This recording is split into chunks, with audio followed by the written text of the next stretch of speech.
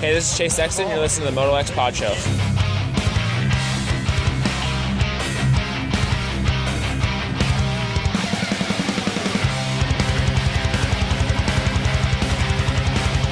What's up, you guys? Jeremy McGrath here. You are listening to MotoXpod show.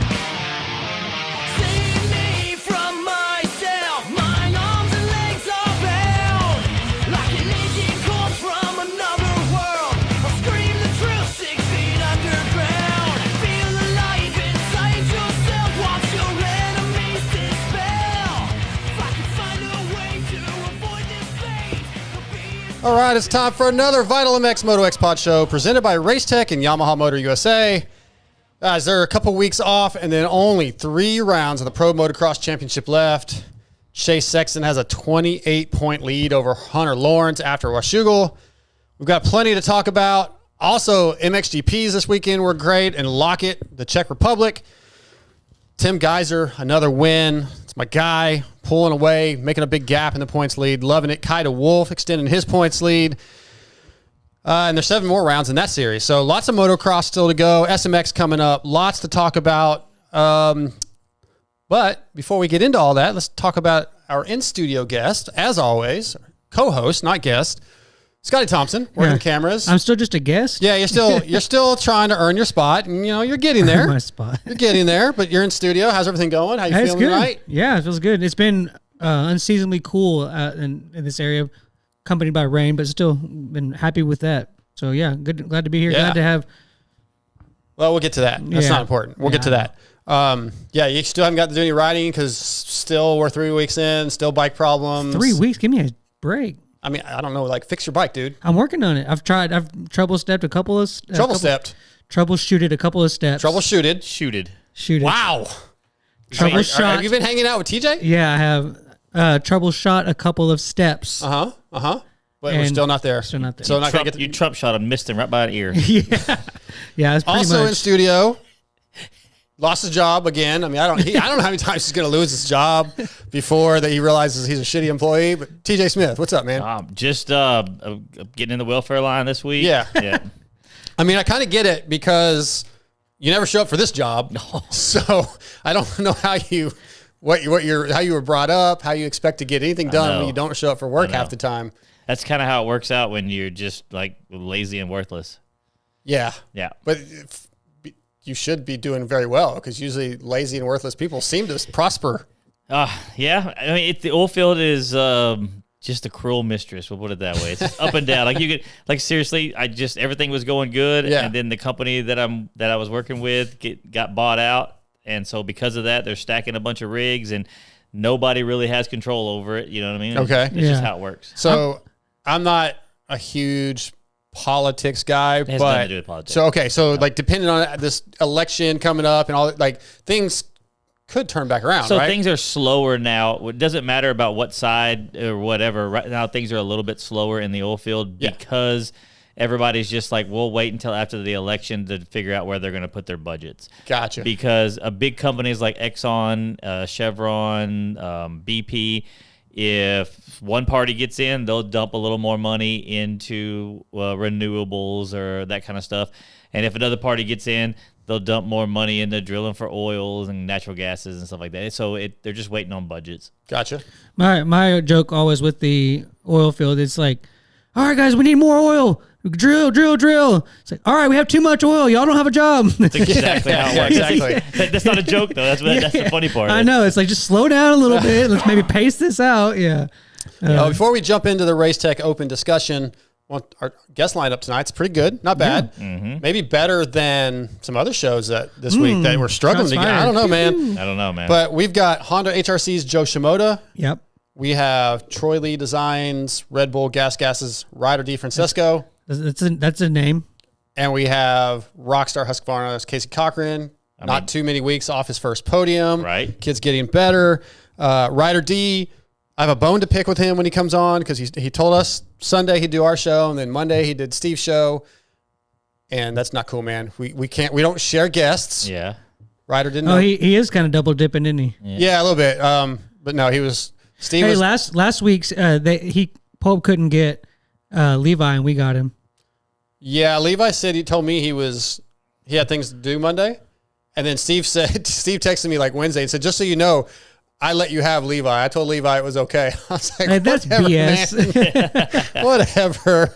Steve's been giving me crap today about the fact that I might be getting 2 bikes, and like he's saying I'm being greedy. He tried to get Kiefer in on it in our group text, and he said, Dark's just being greedy, man. He wants 2 bikes, and I said, no, there's no way Kiefer's going to be on your side on this one. You're talking about a guy that has like 26 bikes in his garage. Yeah. And Kiefer came back, yeah, I'm on Dark's side with this one. The more bikes, the better. So You're on Dark's side. But the KTM is, yeah. the KTM. Like what I did there? You like what I did there? The KTM is in the back of the truck, headed this way tomorrow. So that's going to be cool. Looking forward to 350 or 450? Yeah, 350. Oh, back. Oh, Yep. oh. I'll have a 350. Who's and then bringing it? we will, huh? Who's bringing it? Details, baby. I have details. his name wrote down. Yeah. That's what I'm well, saying. Yeah. his name, I can't get to my Instagram right now. Sorry. I'll tell you, I'll get his name in a second. It's Gardner, something, not Carlin Gardner, but I think his last name's Gardner. I'll get it in a second. I thought I wrote it down. So a guy named Gardner just got a new KTM 350. Yeah. He actually, he's like, Kiefer knows him. I watched him race. He worked Kiefer a little bit. But let's do the Race Tech Open discussion. We'll start to get that thing rolling. Race Tech is the world's largest aftermarket motorcycle suspension modification company. They have over 35 years of experience providing factory-level suspension to the everyday rider. For nearly 40 years, Race Tech has been supplying the motorcycle industry with high-quality suspension components made right here in the USA. From modern to vintage, Race Tech is your go-to source for suspension performance. If you need some revalving, you need to get your oil changed out, you need any kind of servicing, or if you need some motor work, you can hit up racetech.com, find your local service center, talk to your local rep, and then get you taken care of. And TJ, if you have leaky fork seals, Which I have 2 maybe you could hit blown up fork seals. Yeah, maybe you could hit up Race Tech. I need to. So Dakota Gardner. Yep. that's it. Thank you. How'd you find it? Well, we just know things. Don't worry Okay. about it. Don't All worry right. about Yeah. it. I can't get to my Instagram right now, but Good. I'm working on it. ML said can't I've even, seen your can't posts lately. even You need remember. to stay off that thing. Shut up. Jeez. Cut my life Okay. in 2 pieces. Washougal. Scotty, overall thoughts, track conditions, racing. I have mine, but I'm going to let you go for a second. See what you think. Practice was super wet and ruddy, which was like, I was like, oh no, but it kind of turned into being good racing. I liked that there was alternate lines and ruts got deep, and like Chase made passes on the outside because the rut was better. So I thought it turned out pretty good. I thought that Dakota Gardner, just so you know.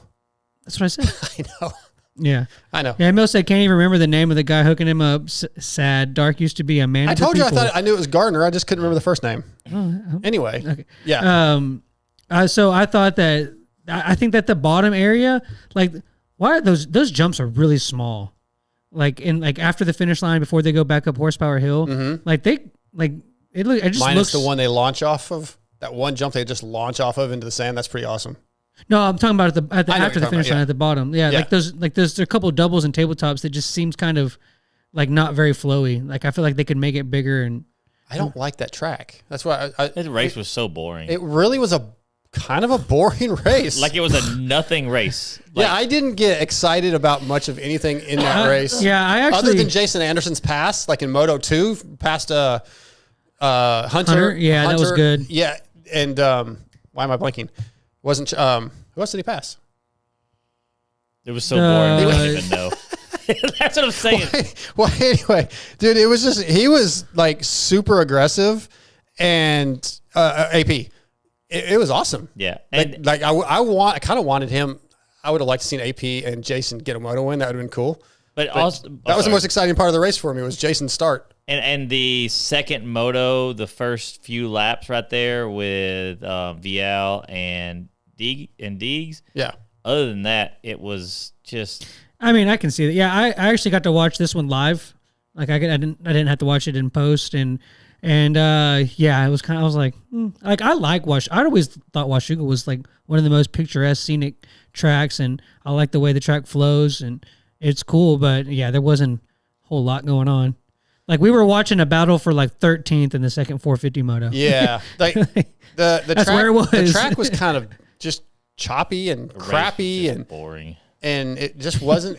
It wasn't that exciting. You're I mean, old, Chase, man. look, Chase. Grumpy Chase is old man. awesome, right? Chase, Yeah. the time he makes up and how good he is right now is great. But like just the overall racing wasn't super exciting in either class. What is that? Do you think that there was just the way the track was? Because there's obviously was separation because the fast guys got away. Nobody was around each other. Was it like what made that happen? Because a lot of times when you have a track that's not hard, then you wind up with no separation and you have good racing. Was it the track was that hard, you think? Like, not I hard think that physically, right now, I think everybody, and we're going to talk about this in a second as one of our topics, is I think guys are smoked. Doesn't They're make sense. tired. Chase is like peaking. Hunter's struggling a little bit. He even said in post race with like Lewis, he's got to figure some things out. He doesn't really know why he's been off. So I think there's some things going on with him. And then, you know, Jason and Anderson and Aaron Plessinger really haven't been on that level. So I just think they're separating each other. I think everybody's tired. They're wore out. And we'll call it the talent level is starting to separate itself just a little bit right now. I have a theory about Hunter. Okay. About his physical or? About the whole thing. What Okay. about his performance stuff, if we want to get into that as something too? Yeah, we'll get into that.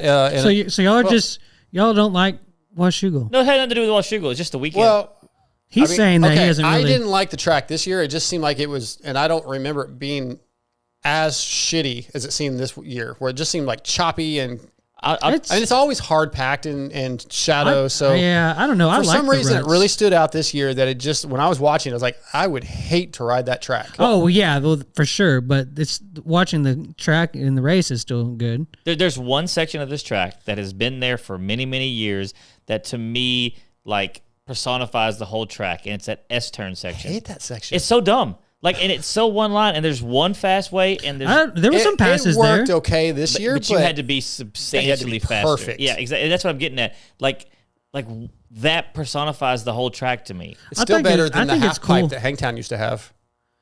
That was cool I too. remember the half pipe. Half pipe sucked. I didn't mind it. It was something The different. only way the half pipe would have been cool is if you had to like go out of the half pipe, know what? like launch out and come back in. I'm not with you on that. I'm with him on that. The half pipe was a cool idea. It was something different. The S turns, that's like one of the most iconic things in moto. No, it's not. Jumping off of that ledge and then coming into those tight corners, that's super iconic. Yeah, but the problem is that Come on, It's man. in Yamaha commercials. Like it's in commercials.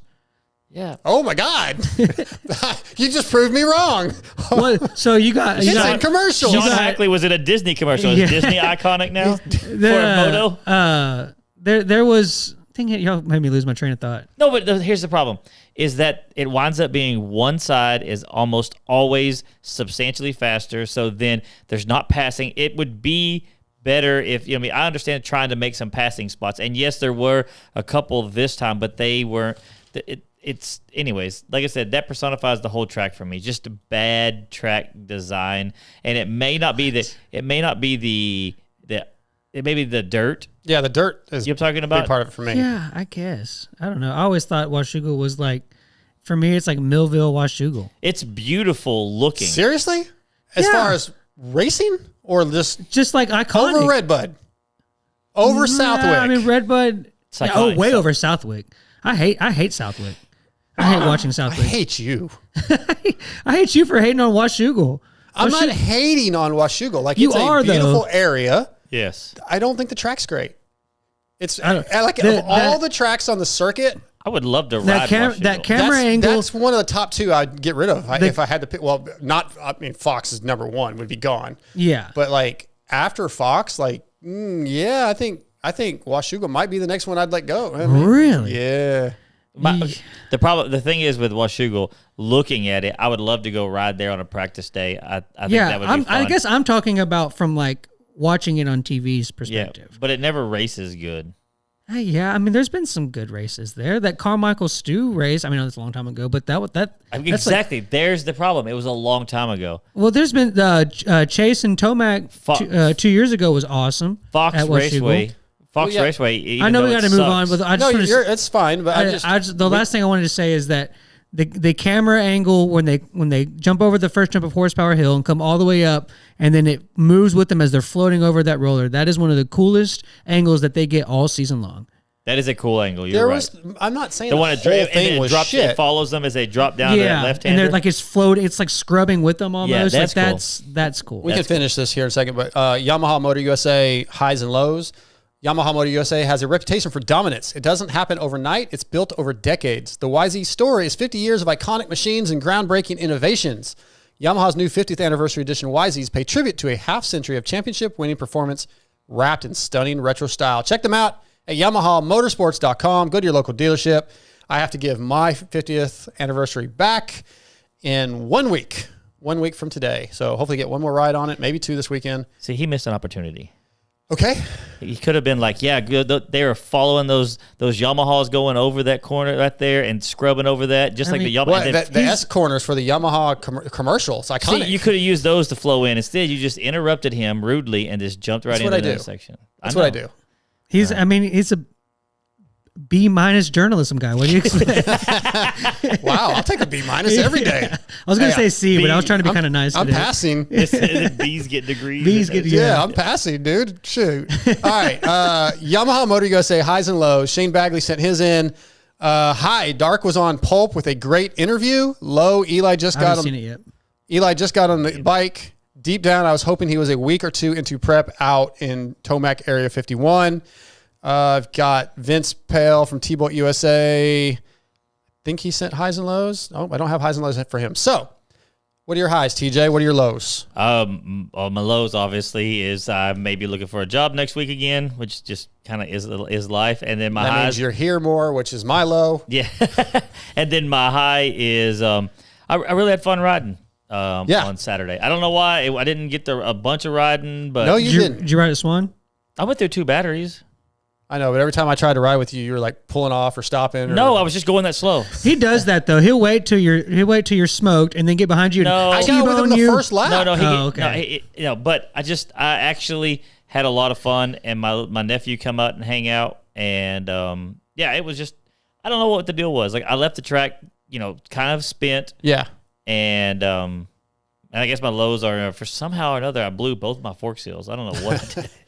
Scotty, what about you? Highs and lows. Yamaha Motor. It's because you're like almost 200 pounds on a bike that's made for teenagers. Yeah, well, no, I was on my. He's talking about his Honda. Oh, your Honda? Oh, okay. Maybe. Well, yeah, it's because it's 03. maybe that has something to do with it. Maybe I should have went all the way over Big Tex instead of just halfway tripling in it.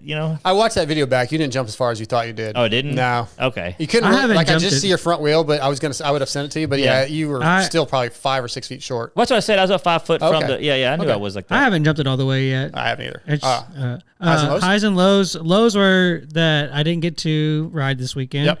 and also that you guys suck and hate on Washougal. That's one of my lows. Okay. Washougal. Washougal. My highs. I just get to do lows. I thought you were done. Sorry, man. Yeah, I don't get to do highs. My highs were that even though I didn't get to ride, it was a chill weekend. Just hung out, watched the race at the house, watched movies, got to spend time with the old lady, and just hung out. So that was one of my highs, and also it's cool to see Chase on this win streak. That's a high. Yeah.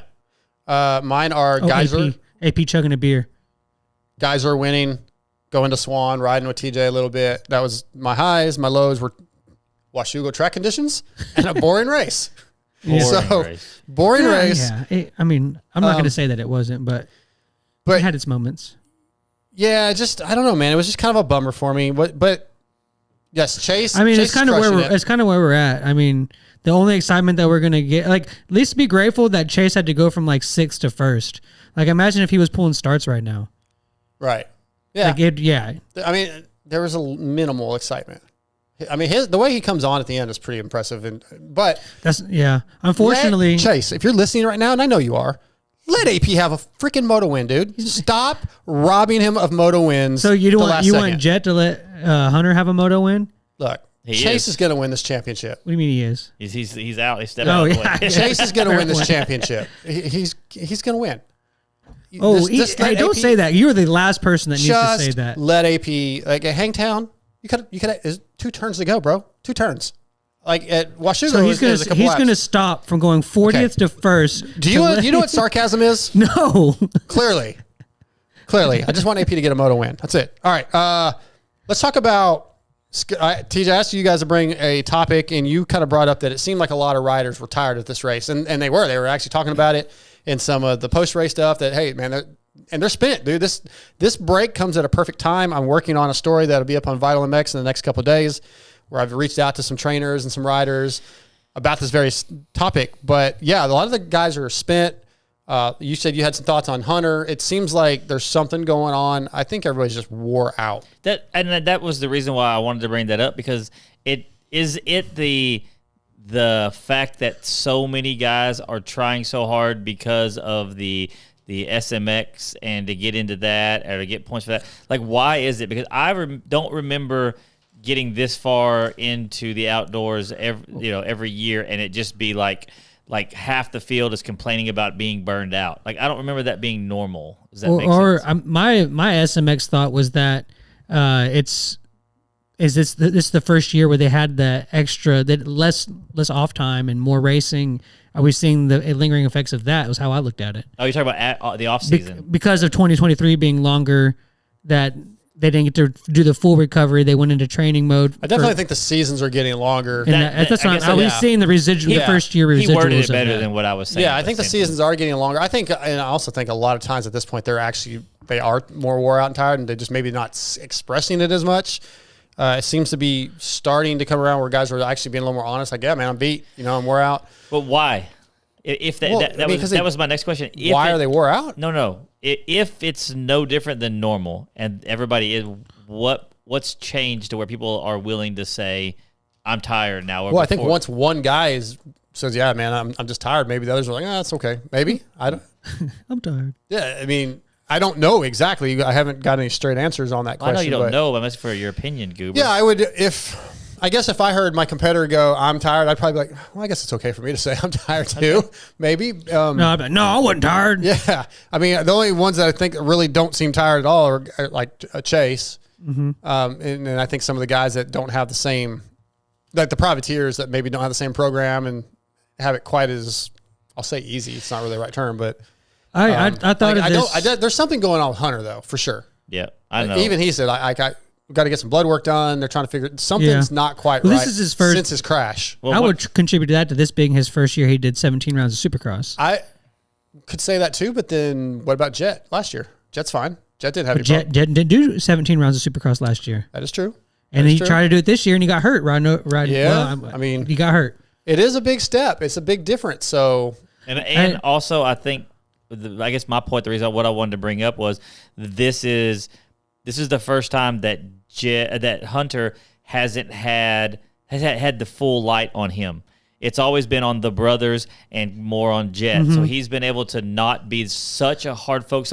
So now all the pressure is on him. Yeah. This is the first time he's had to deal with all the hopes and dreams of Honda on him. Well, we talked about that a few weeks ago, but TJ wasn't here, so he wouldn't know. Well, and I just thought of that because his point is maybe the pressure from Chase went to Hunter.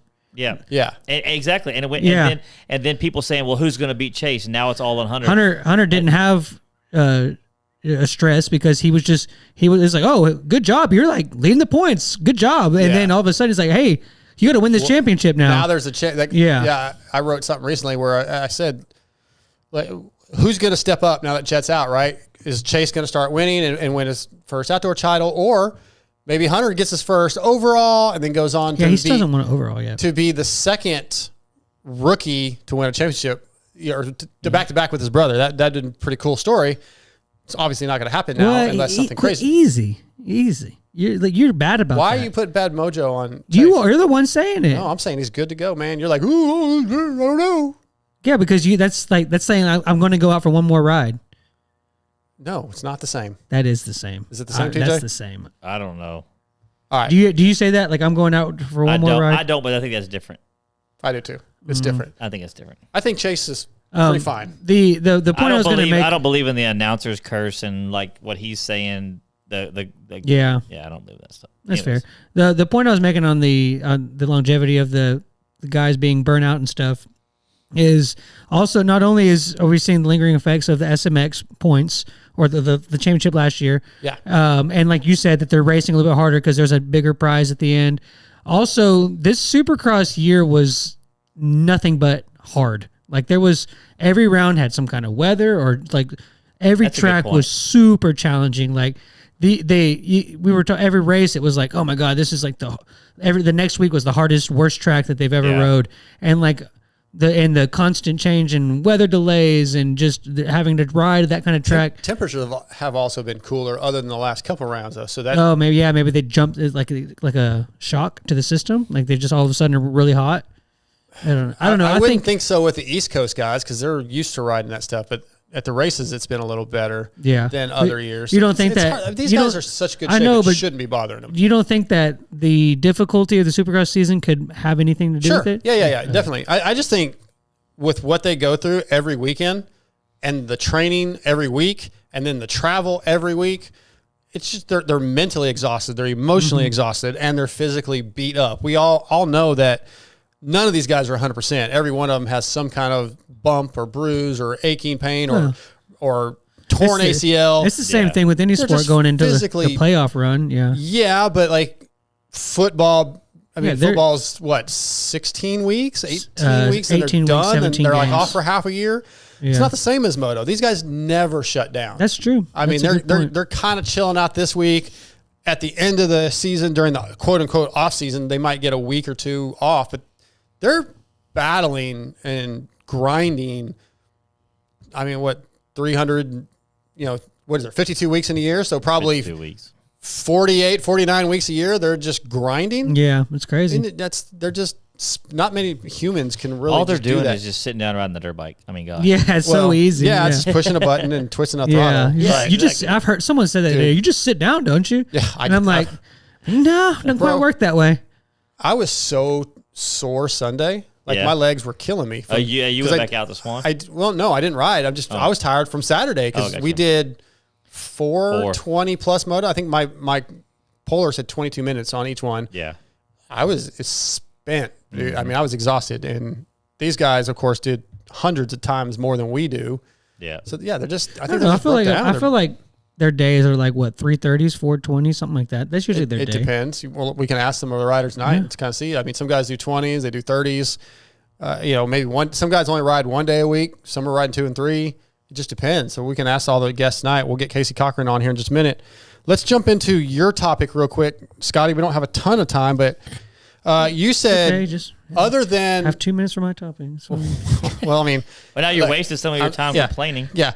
You said, other than Hayden Deegan, are we seeing a decline in Star Racing's program? So I want to. Why'd you ask that question? Why are you hating on Star Yamaha Racing? You've been working for Vital too long. No, you just said I was hating on Washugal because I thought the track was kind of crappy. I think you are hating on Star. You just said Yamaha Star Racing. Are we seeing a decline? Because basically Hayden's the only one that's any good. I'm asking y'all if there's a decline. What brought that opinion up? Like, what made you ask that question? The results.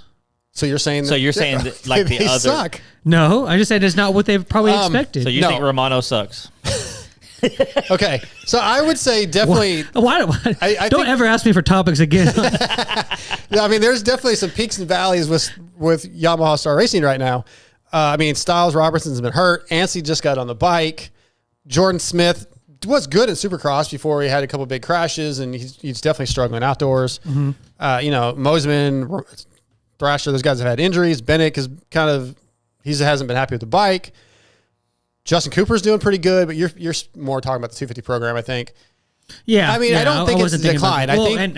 For the 450 program has one guy out there, so I mean. Well, I mean that's injuries. Does that count as a decline? No. Well, that's why I there's posed definitely. The question. I think injuries play a big part in it. Yeah, Romano's definitely been underwhelming. Bennick is struggling. I want to say, I think a couple of years ago, if you got on that team, on that bike, it gave you a huge boost. Yeah. And I don't think that's there. I think that's kind of where... I think it was like how PC was. PC, yeah, the Honda and Pro Circuit Kawasaki have definitely upped their game. That's what I'm getting at, is like, I don't think that Yamaha that they build, you know what I mean? Like, I'm not saying the Yamaha bike itself, but like compared to the other factory bikes, I don't think it's as big of a thing. Yeah. I think it has seemed for the last 4 or 5 years, it's like you get on a Star and you're going to win. You're going to be up at the front. Yeah, you're going to be up there. You have a chance. And so other teams, I think, they just stepped up their game. And I don't know I would say that probably not a decline, but Well, it's Go ahead. Sorry. like it used to seem like because of the bike that they couldn't miss with their picks of a rider, and now it's like there's kind of there's a little bit of a what do they call it when like the little cart when like there's people hurt and they're just carting them off like the old gladiator fights where they're just you're just carting off the people Like to bring out your dead. I think definitely the other bikes have evened out a little bit. So the bike itself, the Yamaha, is not as much of an advantage. But then you take even the way they do their program from day to day, where they are competing every single day, and there are no days, from what we hear, where like, okay, I'm going to back it off today. I'm just going to cruise. That's not how that program works, and that doesn't work for everybody. So maybe these guys, some of these guys, going back to the training thing that we were just talking about. look at Eli. Yeah, maybe they're just spent. Oh, Levi said Eli. Look at Levi. Levi left. Maybe that's part of it. Maybe some of these guys are just exhausted and beat down, and it's a D measure every day. Yeah, and maybe like mentally, it could be just they are getting beat down, and you get it in your head, and they're struggling. It's hard to say, right, without somebody coming from the program and being honest and being like, yeah, this sucks, or this is what I'm struggling with. So we can't really answer Donnie that. said if you're not top 3 or 4, you're off the team. Who said that? Donnie Berger. He's one of our regulars. Well, yeah, I mean, we'll ask our next guest what he thinks about some of this. Our first guest of the night is on the line. He's going to be brought to you tonight by Guts Racing. Andy Gregg and the Guts Racing crew continue to provide the best seats and foam available. If you want the same seats used by Rockstar, Husqvarna, Hep Suzuki, and many more, then you need Guts Racing. They have numerous color possibilities, staple or Velcro installation options, wing seats, and the best foam in the business with the Phantom Ultralight Seat Foam. Don't forget they have complete seats for the Talaria and the Super 73 and covers for the Sur-Ron and Segway, and they strive to ship orders within 36 business hours. So visit gutsracing.com. Let them know the MotoXpod show sent you. Tonight, Guts Racing brings us from Rockstar Husky, Casey Cochran. What's up, Casey? What's going on, guys? Not much, man. We're just hanging out, talking a little moto, talking some Washougal. I'm glad to talk to you, man. How you feeling? Rookie season, first podium of your career. You know, peaks and valleys is kind of how I would summarize the season. But what do you take away so far? Yeah, I would agree with that. Definitely some peaks and valleys, but we're getting it all in this rookie year. So. Yeah, some rounds have been a struggle and some have been over the top. So, yeah, it's been a good season and a lot of learning so far, and just getting all these tracks under my belt has been huge. So, yeah, I think it's going to help a lot for next year. How has the team been with expectations? Like, I don't know what your personal expectations were coming into outdoors. Was the team, Nathan Ramsey and the boys, just kind of saying, hey, let's learn, let's take it slow, or were there higher expectations than maybe I would know about? Yeah, the whole team's kind of expectation and goal this year was just, do all the laps and race all these races, because the original plan for me was I was supposed to be in A class this year and be amateur and do Loretta's. So yeah, I this whole year wasn't even really supposed to happen. So they're all just like, yeah, just go enjoy it and do some learning. And more recently, we've kind of just been, let's get top 10 finishes every weekend. So yeah. Yeah, I was going to ask you, I have in my notes, since Loretta's is coming up, to talk about moving up a little early. We'll go ahead and save that for the Loretta's part of the discussion. Let's stick with the Nationals right now. What has been the biggest surprise for you? Has anything stood out where you're like, oh, I wasn't expecting this, whether it be just the day-to-day grind or the level of competition? Does anything stand out? I think everything kind of hit me last year with doing the two I did last year. Yep. That kind of like really opened my eyes. So I kind of knew what to expect coming into this year doing those, which was really helpful. So I already knew the guys were going to be really fast and super intense. It's so gnarly out there. And yeah, I mean, when you do a full season, it kind of shows like the fatigue and you're getting on a plane every weekend and flying across the country and flying back and racing and then training during the week. It definitely builds up. So it's kind of perfect with this break we have. It's coming in at the perfect time because I'm sure a lot of the guys are pretty gassed right now. Absolutely. Hey Casey, with it was super cool and exciting to see your moto that you had at Millville, where you're in the lead and man, for a while I really thought that you were going to pull that one off, and Kitchen made a late push. But was the feeling like a holy crap, I'm in the lead, or was it like, all right, I'm in the lead, let's go? Like, what? Just kind of take us through that moment and how you felt at the end when you noticed that Levi was starting to put the pressure on. I think for the first time, since that was the first time that's ever happened, you're kind of like, oh yeah, holy crap, I'm leading a pro national right now. But then after like leading a few laps, I was just kind of like settling in, and it felt pretty just. I felt at home, and I wasn't really like, those conditions were tricky, so I wasn't pushing too hard because, I mean, one small mistake and you're throwing it away, and I'm like, I haven't been in this opportunity yet, and I don't want to throw this thing away. So I wasn't like pushing super hard, like necessarily like trying to like, okay, I need to build a huge gap if I want to win this, which I did. But yeah, my mind was just, all right, don't throw this thing away, just ride consistent, and riding consistent like got me a big gap, and I was like, I don't know, maybe these guys are just not gelling with the track like I am right now or something. And then yeah, Levi put in a late push and rode good. So when I saw him coming, I was kind of just like, I sped it up a little bit and took a little more risk, but then once he got around me, I tried to fire right back at him, but he was riding really good. So then I was just like, all right, let's just bring this thing to the end. Yeah. So when you do that, we hear about a lot of riders like worried about letting off the gas a little bit, because then you start making mistakes because you're hitting bumps slower and stuff like that. Does that ever get in your mind? Like do you notice a difference from being wide open and then when you finally say, okay, he's got me, that the track feels different? I mean, is that really a thing that y'all have to deal with? I would say for me, it happens more whenever because whenever you're in a moto and your bike is set up to do, let's just say, for instance, like a 2:25 lap time, your bike is set up to do that fast-paced lap time.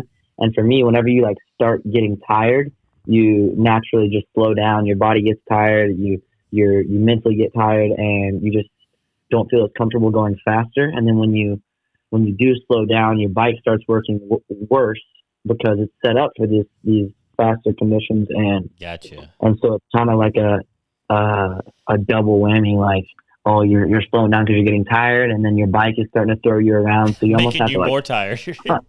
Yeah, then that makes you more tired. So it's like you almost just have to like keep going fast for it to be better.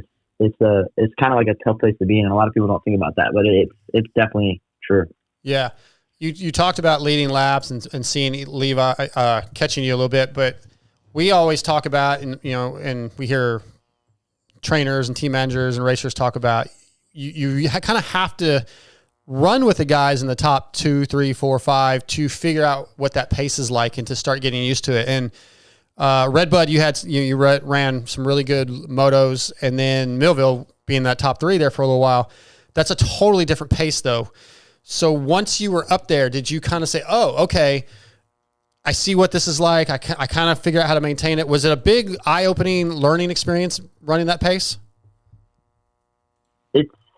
It's crazy because Redbud was probably one of the easiest rounds like of the year for me, because whenever you're running up front and you can actually like go where you want and you're not in like a super intense battle the whole time, it makes it so much easier. Even though you might be running a faster pace, but it like, I think Bennett said this earlier in the year, but like when you're in that like 16th for like the whole moto, it is more tiring than running in like I think for 8th for the whole moto. It's like it's gnarly. Like that race where I was leading laps was probably the easiest moto of the year that I've had. It really does prove how important getting good starts is, doesn't it? Definitely, for sure. You've been working on those more? Yeah, I mean, we've tried a bunch of different stuff and changed a bunch of things, and it worked out at Spring Creek, and then not so much at Washougal. Yeah. When you say you're trying some things for starts, is that maps? Is that technique? A little bit of both? Yeah, technique, and then like whole shot button position, and I added like an RPM light to my front fender, just another thing to look at and kind of know that you're in the right spot. Sure. Okay. Hey Casey, with the then especially getting the starts didn't help. But we were kind of having a heated discussion at the beginning of the show about our different preferences of Washougal, and like I thought it was like one of the best tracks, and Darkside thought that is probably not in that area. It's like bottom 2 or 3. Yeah. So with your perspective of not getting a very good start, what is your thoughts on Washougal? Probably towards the bottom for me. That's fair. I guess I'm living in Candyland over here.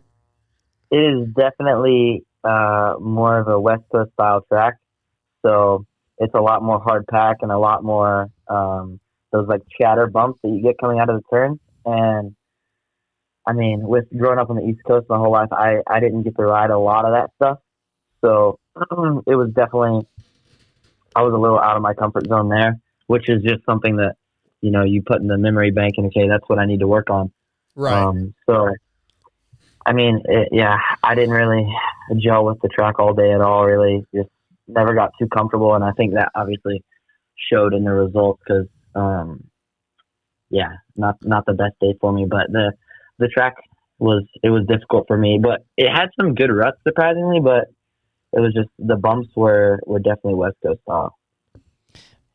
I figured you would probably be pretty good on like chatter bump stuff like that, doing all the vintage racing you did when you were younger with no suspension. Talk a little bit. Do you still? I mean, is that something that you enjoyed doing? Would you do it again? Do you like? Is that something that you will do like if you ever get any time off? Yeah, probably. I mean, I really enjoyed it. It was really fun because my grandpa is huge into vintage bikes and he has a massive collection, and it was really cool for him to supply the bike and go watch and kind of be like the crew chief. So he really enjoyed it, and it was cool for me to be able to race with like a little pit crew of all him and his buddies. So yeah, it was a really cool experience, and I would probably do it again. And I wouldn't take back doing it at all. It was really cool. I remember you on mini bikes about the time that my son was going through the B class, and you were at Daytona riding the vintage stuff there, and that was the coolest thing ever. Yeah, it was really cool. Like it just shows, it gave me a whole new look on like the respect for those guys back in the day, because those things are tricky to ride. Yeah, not a whole lot of scrubbing going on, right? No, it's a whole different ball game on those. This is back when motocross was for men, Casey, not little boys. Yeah, they didn't have RPM lights. Yeah. No RPM lights, no maps, no fuel injection, no electric start. See, I could say that I actually raced the same track that Casey did, because I raced that. I mean, weekend. So did I. Oh, I mean, I raced Fox the weekend after they did. But I mean, like the same day. Like I think his moto was right before mine, so I'm just saying. Sure, dude. Sure. Good job, TJ. Yeah. Casey, where is your confidence level at right now at the races, and how does it compare to practice during the week? 'Cause we hear all the time, guys, during the week, they're just absolutely ripping, fastest guy on the track at their local test track, but then they get to the race and you struggle. So where is your confidence level during the week versus race day? Well, I've always been more of a race guy. I've never been like super, super fast in practice. Like if I was racing someone in practice or like out at Paula for like a practice day, I've always never been like the fastest guy in practice, and always do a lot better in racing. So I think the weekend at Spring Creek definitely helps confidence with racing and being up there and just seeing it all. So that brings confidence into the week. And then, I just think it helps overall, and the confidence is definitely building. But I've always been more of a race guy compared to a practice guy. And I'm pretty much anyone I've like trained with or trainers would probably agree. What do you think that is? Is it just trying not to push the edge during practice, or is it just once the gate drops, it's just a different situation totally? Yeah, I don't know, honestly. I mean, because I feel like I put in 100% on the practice track and then 100% at the race, and it's like it's the same thing overall. It's just different. Just the competition probably brings, the competition level just steps up your game a little bit, I would assume then. Yeah, probably. That's probably it. How is, you also just said, you're not the best practicer or not always the fastest, but then was that fastest qualifier at Hangtown a big surprise? It it was a surprise, but when I was out there riding and my mechanic put first on the pit board, I wasn't actually too surprised because I was like, that was a really good lap. Okay. I knew that lap was really good. Did you find a cheater line, or do you just? That's you what just I was going to ask you. Did you find a cheater Corner line? did you cut? Yeah. Nope, no cheater line. Okay. Casey Cochran tonight, brought to you by Guts Racing. Casey, we've been talking a little bit about like competition and racing against the other guys. Earlier in the show, we were kind of talking about how some of the manufacturers have caught up to the level that Star was. When you're racing against a Star rider, do you feel like you're getting pulled, or do you feel like you're pretty competitive and have just the same amount of power that they do? He can't answer that honestly. If he felt like he didn't have the same, Well, I mean, I guess he doesn't have anything. We've seen to compare RJ the get in past. trouble already from Husky. No, yes, I didn't mean to put yourself in any kind of predicament. But go ahead. I'm just messing with you.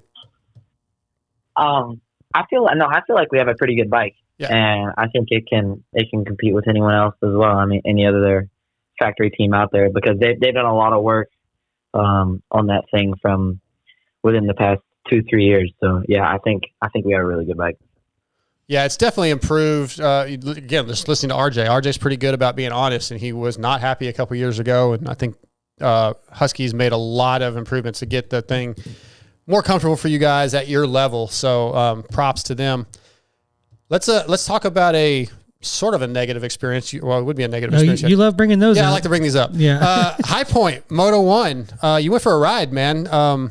That was scary. And were there any like lingering effects? Actually, not a single thing. Oh, like, good. I got out of that thing unscathed. Like, I didn't have really any bruises or anything. Like, crazy actually, that I got out of there with basically nothing. Like, no scratches, no bruises. So yeah, that was one of the ones where I kind of came off my seat sitting at home like, oh shit. Yeah. Yeah, when that happened, it was like right when it happened, I'm like, oh, I can maybe save this. And then right when I saw my front tire like go towards like another bump, I was like, yeah, it's over. Yeah. To be young. Yeah, no big deal. It happens to us. We break everything. Dude, we just tip over in a corner and it hurts. I get hurt thinking about crashing. Here's another one for you. So obviously we're building this year, rookie season. We've talked about all that. Had some really good motos. What do you feel like it's going to take to consistently be in that lead, say top 4 or 5? Is it just more time? Are there specific skill sets you feel like you need to improve on? I think starts is a huge thing. Just consistently getting top 5 starts is going to be massive. And yeah, I think just building bases, building endurance, building strength, is going to help a lot. I mean, everything's coming together. So yeah, it's just everything all around is just gonna help no matter what. I mean, obviously I'm still growing, so time is gonna help as well. So yeah, all of it'll come together, and I think we're gonna be in a pretty good spot for next year. Good. Casey, who do you kind of look up onto the team with, either it's racer wise, like teammates, or like a personnel that you just really look up to and has been like a big key to your success? Oh, it's a tough question. Probably, I mean, the biggest person, the 2 most influential people probably in the team would be Nate Ramsey and then Sean Murphy, the team coordinator. So those 2 guys, I mean, they're wanting the best for me and doing everything they can on the weekends and week out, just to help me every inch I can. And then like it's funny because I'll go to like ask Malcolm about the track like after like the first practice. I'm like, is it always like this? Like every year? He's like, dude, you're asking the wrong guy. I haven't been here in 10 years. Yeah. I'm like, okay. Yeah. He's like, bro, you were in diapers last time I raced Washougal. Like, I raced this track as many times as you have. Yeah. That's awesome. It was funny. We were talking actually on Saturday, and I was talking about when did he turn pro, and he was like 2011, and in 2011 I was 4 years old. Yeah, so, I would say on Cobras or even there yet. Yeah, I was on a PW50. Yeah. Maybe. Did you ever go back and watch Bubba's World whenever Malcolm was like just a kid playing video games in the background? I never did. Bro, I never watched. Go watch I only it. watched a little bit of Bubba's World. Go Yeah. watch it whenever he was like just this chubby little kid playing video games and didn't care about racing. It seemed like, Yeah. and then you got that would make some great great That content. and the producers realized what a gym they had in Sorby, and they just they just used that to Casey probably doesn't even know who Eric Sorby is. Yeah, but He's staying at my house. Oh, well, there you go. you've got to watch Bubba's World. It's Or just ask Sorby to tell you the stories. Yeah, ask Sorby about Bubba's World. That's going to be a good one. Just put it on whenever Sorby walks by. Do that. He funny. showed me a picture of him and Malcolm the other day when we were stuck in Dallas together at the airport, and he showed me a picture of him, and I was like, "Look at it." He said, "Look at this picture of Malcolm," and I was like, "Who's he standing with?" And he's like, "That's me." I was like, oh. That's awesome. So we talked about earlier before we got you on about just the riders talking about how wore out they are and how all that kind of stuff. And you're at the beginning of a break for a couple of weeks. How are you being new to the series and racing as far as physically? And then how's your plan for the weeks off? Are you asking my plans for this little break? Yeah, your plans for the break, and then how are you handling the week grind after week of exactly. Yeah, it's definitely it takes a toll on you, and as a 250 rider, the outdoor season is definitely the hardest series of the year for sure. Yeah. So to come straight into this, I mean, I guess it's all right, here you go. But I'm happy and thankful I've been able to do it, and I feel like I've been holding up pretty well actually. And I felt it a little bit at Washougal, but now we have this break, and we're going to come out 100% after that. And these next we basically have full three weeks off with 2 weekends. So it's just gonna still obviously still ride during the week and still train, but it's gonna be nice. It's gonna be nice not having to go to the airport on the weekends and be able to actually maybe sit out by the pool or something. Exactly. Yeah, I'm going to follow that question up because I'm actually writing a story about this, and I've been asking writers. And I'm going to use this showtime to get some content, but I was kind of wanting to know how you guys are balancing recovery versus training, because a guy like yourself, right? We are talking about you're still trying to improve, you're learning, so you want to be out at the track probably riding and getting better, but then your body needs to take a break. So how do you decide where that line is? Yeah, you definitely have to find a balance, because there's definitely a point where you ride too much or put in, I mean, I'm not going to say put in too much work, but just overcook your body a little bit during the week and not 100% on the weekends. And I've been mostly consistently just riding 2 days a week in between the races, and that's been the schedule. I mean, just maintaining it, and it's hard to build a lot during the season because you're putting your body through so much on the weekends. So it's kind of just during the week you just maintain, and then give it everything on the weekend again. Okay. Did you have another one? Yeah, and also if we're on that deal, does that next year, does that play into your plans for East or West Coast? Because with West Coast, you kind of get a little bit of extra break before the outdoors start. You know what I mean? Where East Coast, that you're basically coming right off of your full Supercross season into the outdoors. Yeah, I haven't really thought about that. I haven't really thought about that actually. I haven't thought that far ahead. And I don't even know. I haven't even talked about East or West or anything with the team or anything still about too next early year. for that. So. Well, I mean, now he has something to think about. Yeah, but I don't know that they would let him make that decision. I want to ride East. Okay, well, you're right East. It kind of comes down to the team and who else is on the team, the future of the team. We know there's some rumors going on with the Austrian brand. So, there's a lot up in the air for that, I would assume. Casey, let's wrap this thing up with a few fun questions. Loretta's is coming up. real soon, next week. What's your best Loretta's memory? Besides winning titles, 6 titles. Besides winning the titles, what's your best memory? Jumping off the bridge, probably. I went to the bridge one year, or actually, I went to this bridge that was like probably 5 miles away. It was like pretty big, probably like 3 years ago, and I was so scared of getting hurt. All my friends jumped off, and I didn't. I just watched. Well, I just watched. I guess you're going to committed. Loretta's this week to go beat that bridge, right?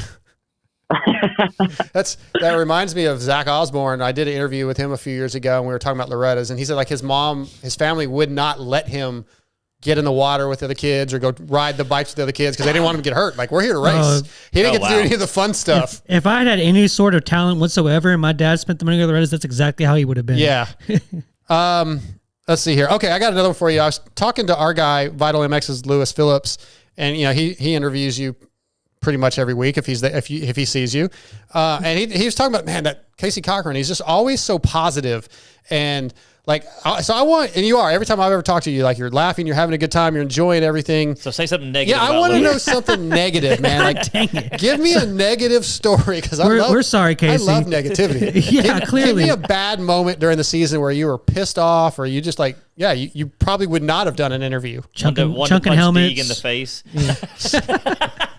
I mean, I don't think there's a time in this season where I probably wouldn't have done an interview. Maybe the closest would have been this past weekend in Dallas Fort Worth Airport when I missed my flight.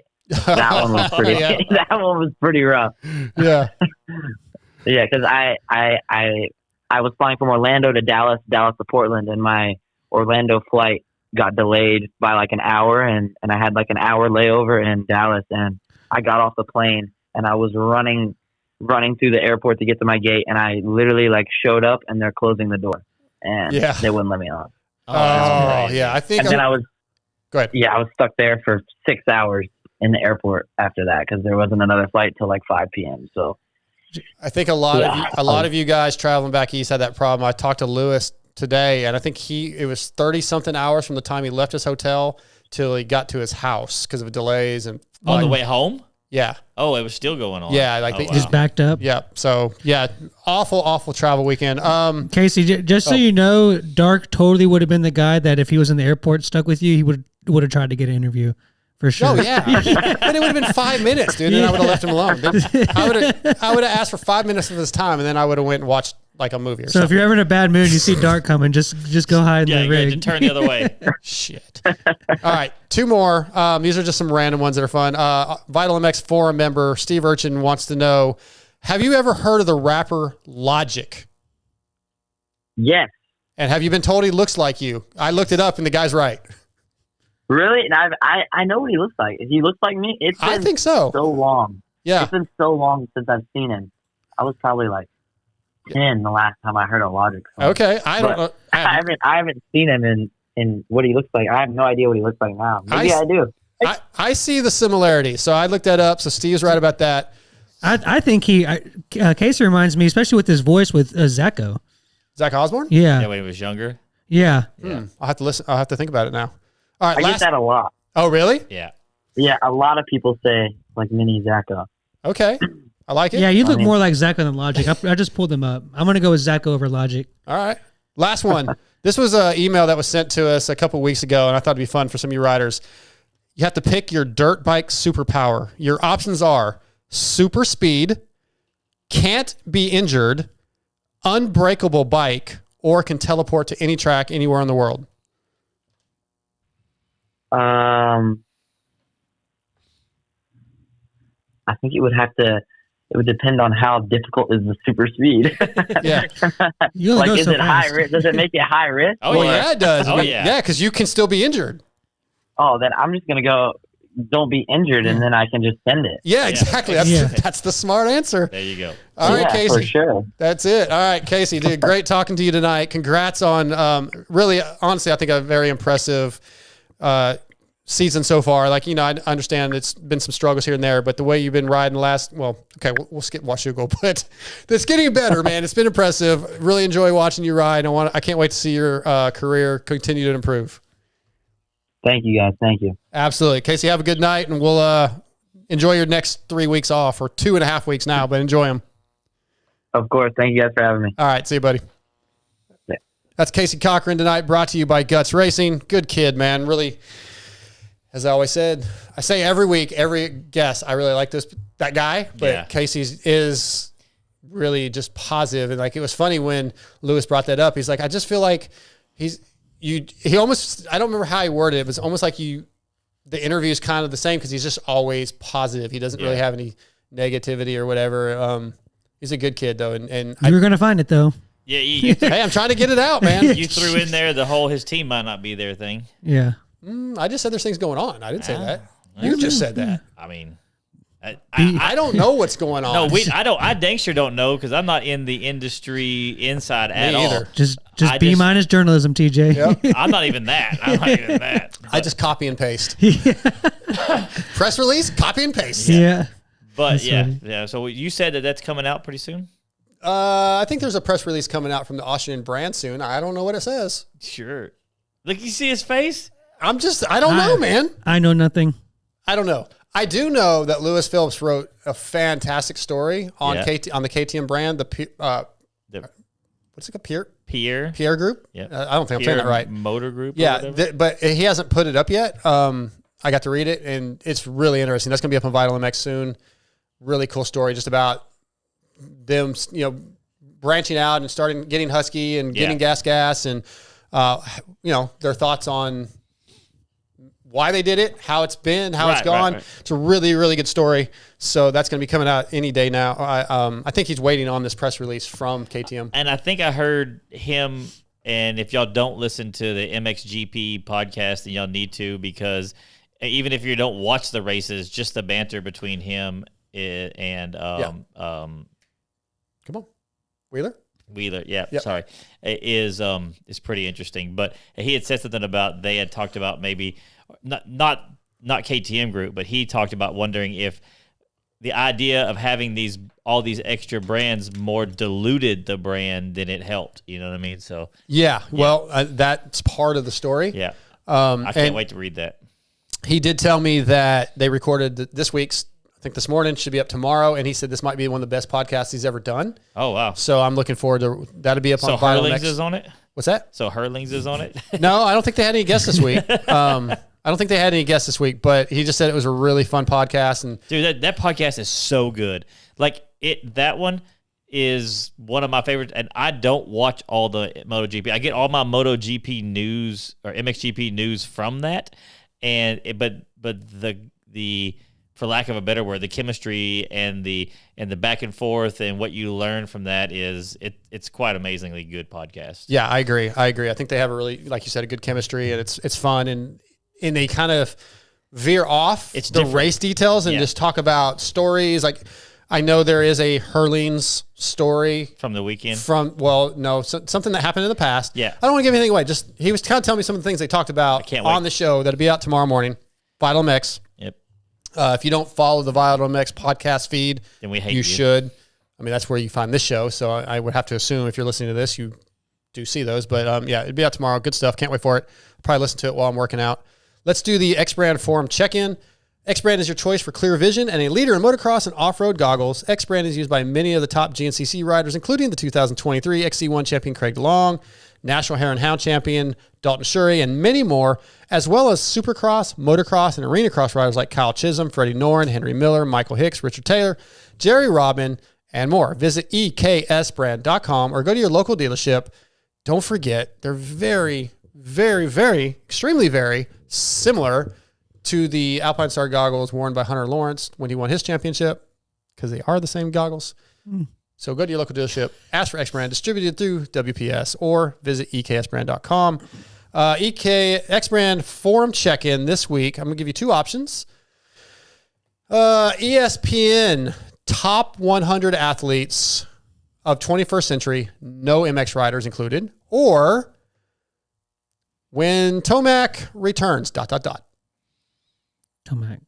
I mean, the fact that Moto gets crapped on because people don't understand it is pretty. It's too niche. Or niche. I think that, don't use on a Wheaties box. Amazing. Yeah. Which topic do you want? Tomac. Tomac. Okay, Tomac. All right. When Tomac returns, ... posted by, I don't even have the person who posted it. That's awesome of me. MX4, I think is it. So B-. yeah, well, it's just on, it opened on the wrong page. Yeah, like a C right now. That's my new thing now. B-? I'll take a B- all day. I'm waiting for it to load. It opened on page 2 for some reason. What do you think while it's opening, Scotty? What do you expect out of Tomac's return? He said hopefully Budds Creek. We don't know that for sure. Are we asking for results? That's just like, do you think he'll be podium contender? Do you think he'll be top 5? Do we expect to see Tomac at Budds Creek? That's the first question. Eli said he's hoping. How strong do you think he will be? I'm hoping he can be contending for wins and podiums. Is that possible after this injury? So, Scotty, answer the question. Your thoughts. He's not going to... We heard this a little bit from Roxon's interview on Pulp last night, is that he's like, he's like, I'm not going to come back and get smoked. And Tomac's the same way. He's in the same part of his career as Roxon is, and he's not going to come back unless he feels genuinely ready. He's not going to come back at 75% and just kind of wing it and hope to see a couple of results. Like, if he comes back, I'm not saying he's expecting to win, but I would definitely see him second or third. Like, I don't know if he can go to what Chase is doing right now. Wow. But I don't think he can do that right off the bat. But I definitely think he's got third and fourth and like those guys covered. Even the way that Anderson's riding. I think he's right there. Yeah. Like, so what you're saying is Anderson isn't riding all that great. It's no. just that, Whoa. Let me finish. Anderson isn't riding all that great. He would be 4th or 5th if everybody was there.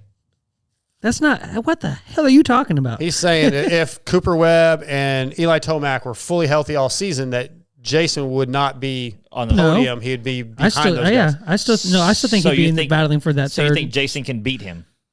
But you said no. I mean, that's what I'm saying. You think if Tomac was healthy, Jason could still beat him outdoors? Well, that's not what I was going with this, but no, I don't think he could. Okay, so then you, that's what I'm saying. You're taking, I think he comes back. I think that I'm saying that Eli's not going to come back less than 95%, and I think he comes back at least with the speed to do what he can always done. I think Jason Anderson beats him, so that puts him off the podium. Yeah, I agree with you because Eli just got back on the bike, I think, this week. He said it's a struggle, but he's still trying to come back for Budds because he's trying to get ready for SMX. So I don't think he comes back at 90%. I'd say he may come back at like 50%, but I think his 50% is still top 5. Yeah. Okay, that's fair. But I don't see if Eli comes back at Budds, and I kind of feel like it might not even be Budds. I say you still got Chase and Hunter on the podium. Jason AP battling for 3rd. Eli Cooper Webb battling 4th, 5th. Oh, you think Webb will be back? I think Webb will be back before him. I think Webb, if I understood right, Webb was going to race at Washougal, but the flight issues, he was like, screw it. Oh, so I could be wrong about that. I know Tomac made a joke about that. About what? About the flight keeping him from racing. Wasn't that Tomac that made that joke? I think Webb posted something about, sorry, I couldn't catch a flight, so I'm not going to be there. But I think... Oh, that was Webb. I thought I understood that he was actually trying to get to Washougal. Oh, okay. Maybe it was just a joke. I thought it was just a joke. I didn't ask him. I did ask him for a quote from my article, but I didn't ask him about that. So, if Tomac... But regardless, the point is, with this guy, no, I do not think he can battle for a win. I mean, a podium, not at Budds. Maybe by the final round at Ironman? Sure. I'll give him a podium. So if he comes into Budds Creek and pulls off a second, you're just completely bewildered. I'd be mind blown. Yeah, he just said that he just posted like yesterday that he can't hardly hold on. He didn't realize. Well, I didn't realize that. Like he didn't realize how much of a struggle it is with the thumb. C-. Yeah. Well, I'm not even a journalist, so you don't have to be. You just have to follow the sport because it was on Instagram. Boom, big post. Eli Tomac. Boom, right there. I didn't see that one. I didn't see that either. I just know things. I'm just good like that. This is so much fun. This is my favorite part of it. Do you know what my favorite part of this show is? Well, just giving me shit? Just messing with you and the look on your face when you look like... I joke about you looking like you're going to cry because that's what it looks like. I'm not going to cry. I know you're not going to cry, but it makes me... The look of like defeat. like, I hate you guys. Yeah. That's what I don't see. If I didn't get to talk to Joe Shimoda, Ryder D, I would not put up with this. Yeah, no. Well, see, I get the same joy when I watch you be all flustered because you, Oh, Yeah. God. you had to yeah. do two interviews today or something like that. It's the Like, greatest thing ever yeah. when he gets worked up. Mike.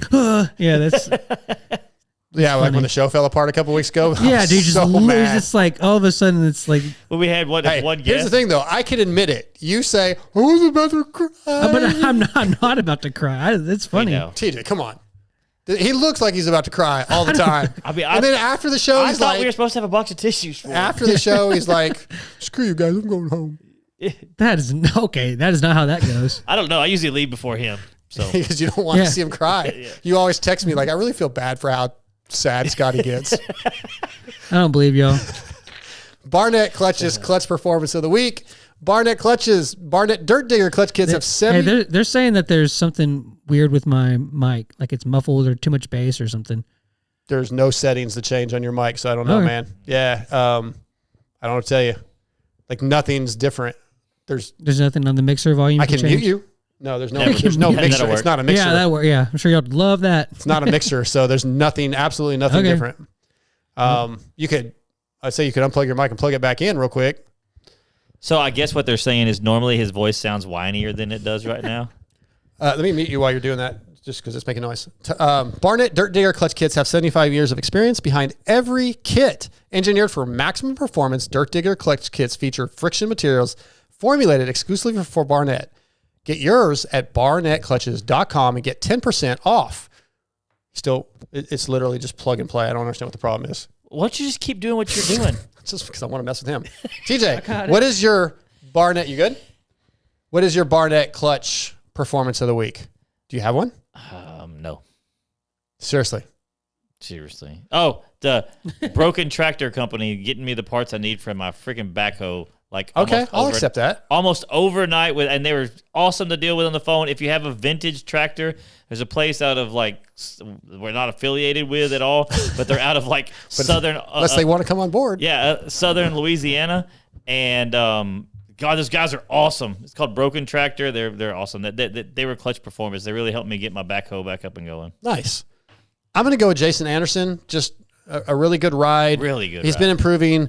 The first few laps, dude, that pass he made on Hunter and AP, just unreal, dude. He was just on it. He was aggressive.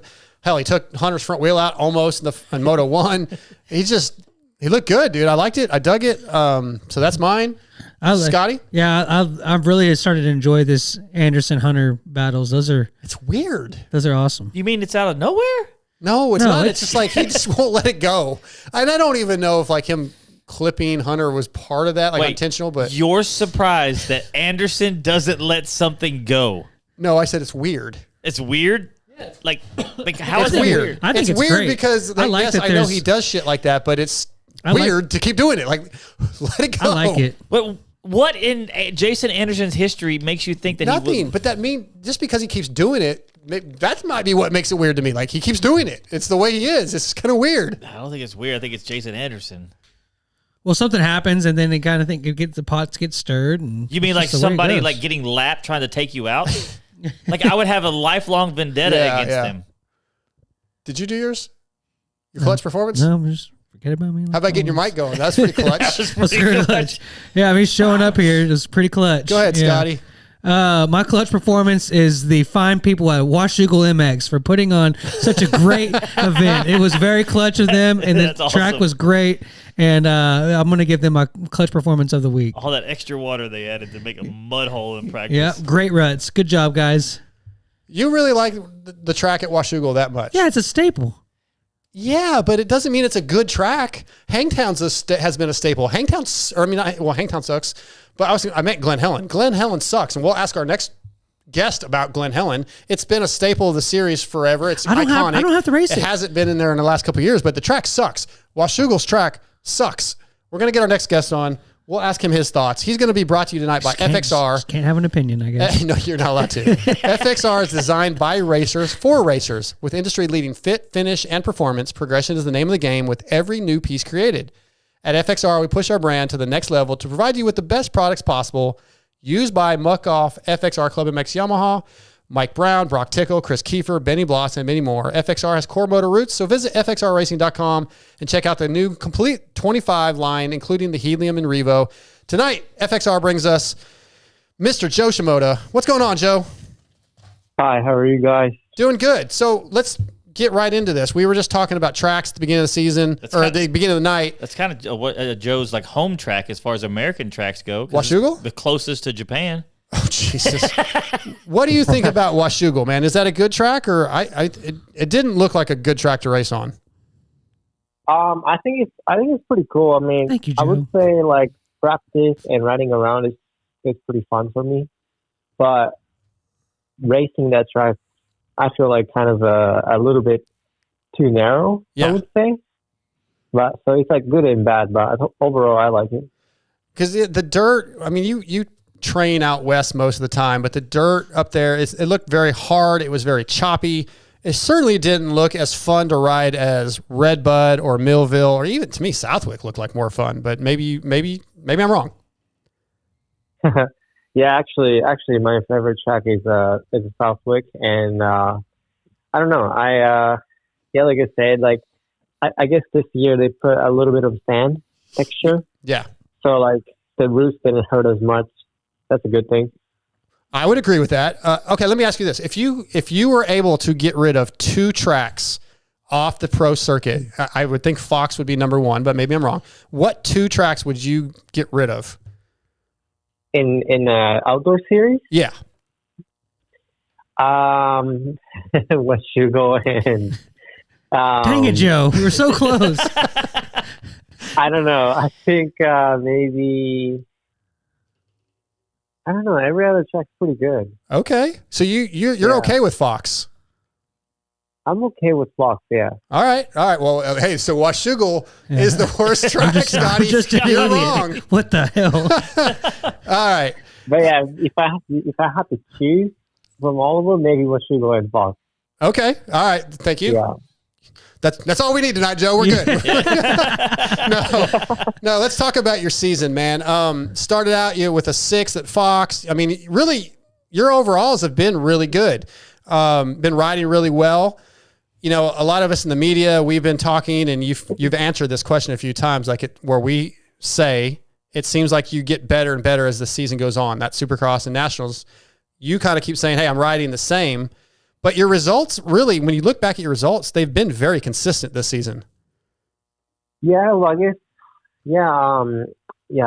I'm getting, same kind of questions about this, getting better at the end of the season. But, I mean, this year with new motorcycle and it was a little bit hard to adjust in the beginning. And now I'm still kind of searching for it too. But I guess looking back to my results, I mean, other than I think it was for Supercross, other than the San Francisco, I think I never finished outside of top 5 maybe, or top 4. So which is pretty consistent, like just right off the podium and like outdoors, it's kind of the same. I started out with a little ankle injury, and that's been getting better, and obviously like last weekend, 2 weekend ago, I crashed on the second moto in the start, so that put me out to a DNF. But other than that, like consistent. But I think right now, consistently in top 5, where I want to be consistently top 3. So Sure. that's what I'm looking for. You are correct. You were top 4 every round of Supercross except for San Francisco. And then outdoors, so 6-5, 4-4, 3-3, 13-3. So not far off where you want to be. New bike this year, new team. That's probably a little bit of it. What do you think you need to get to that step where you are consistently podium? Yeah, I guess it's a little bit of everything, like learning about like new teams, like even myself, like there's right now there's a little bit of change going into every weekend, so like I think to be like the top 30 guy every single weekend. I feel like I need to just stick to one thing and like just stick to one thing. I feel like that's what I need. What do you mean by stick to one thing? Do you mean during training or just what specifically are you talking about? Like just changing a little bit in motorcycle and like adjusting to it, Yes. Okay. So not searching for different suspension settings and different chassis settings. Get comfortable and then and stick with that setting. Yeah. Like I think that's some kind of level of, if I can get some kind of level of, like a speed or confidence in the bike, I think I kind of will just stick to it. Sure. That makes sense. Yeah. So you say that you change manufacturers and then you get 1 year with that bike to get it sorted out, and then next year the Honda is a new bike. How does that make you like? I mean, have you got a chance to ride the new bike, and then like a game plan towards that or anything? I haven't really rode a new bike yet, to be honest, but I think it's kind of like same thing. It's kind of I'm going into unknown again, but I think leaving a lot of data from this year, like now is the time to try so many things, and why that's why every weekend I'm trying new different things, preparing for next year. So makes sense. I don't know, I think next year, like obviously like every rider want to do good, like nobody's racing for second, so like a little frustrated, but at the same time, like I think everybody has to go through this process, and just don't rush it, I guess. Yeah. Joe, what areas of the bike have been your favorite that you noticeably liked more than your previous rides, and then what has kind of been a trouble area that you'll have had to spend a lot of time on? When I first hop on the Honda, I think especially for Supercross, it has a lot of front end traction. Like going into the turn, it almost feels like the front is heavy, but like a drier track in California, I saw a lot of like comfort going into the turn. Like that was like the biggest thing I felt right away. Yeah, that makes sense, especially West Coast. What all Joe have to work on the most? What do I have to work on a motorcycle most? Yeah. When you started riding it to now? I don't like still like I'm searching for some level of comfort, but I think like my riding style is more towards the back of the bike, I would say, or that's how I want to ride it. But I feel like a Honda is so much weighted on the front. Like looking at myself at the races, like rewatching the videos and stuff, I feel like my riding style has like changed a lot from last year. Like I feel like I'm more center of the bike. So if I can get like a little bit farther back, I would be like a little more comfortable with it. Gotcha. Yeah, and that's kind of difficult when you just said you feel like you want to get to a place where you can just leave it alone. But if you're not comfortable yet, it's just going to take time. And really, that's what this first year on the bike is going to be. This first year with the team, it's just going to take a little while. And everything I hear about the new Honda 250 is improvement. So hopefully once you get on it, you'll be really happy. That's what I like to hear. Yeah. Let's talk about you train most of the time West Coast, right? You're still out west? Yes. I'm in the West Coast right now. And I know this is another question you get asked all the time. Have you thought about spending some time out east? Because most of the tracks that you race are more East Coast dirt, a little more loamy and deeper. And if you're at Glen Helen and Fox every day, that doesn't really translate to Redbud, Millville, Budds Creek, etc. No, for sure. Like honestly, like without having any filters, like I think the California track right now is not. It kind of sucks, to be honest. Yes. Like 3 years ago, when like a Star Racing was here, like when every factory team was in California, well, they would prep it so much deeper than now. Like it was really productive. But nowadays, I feel like, you can maybe ride from like, I don't know, 8:30 in the morning to 10. Yeah. And it turns into like a concrete. I agree with that. Like every year I would, we'll go to like a Michigan trip where Nick Way is and, spend some time there. But honestly, yeah, California tracks right now is not it. So have you considered maybe making a permanent move, or do you want to stay on the West Coast? So yeah, I get this question a lot too. I know.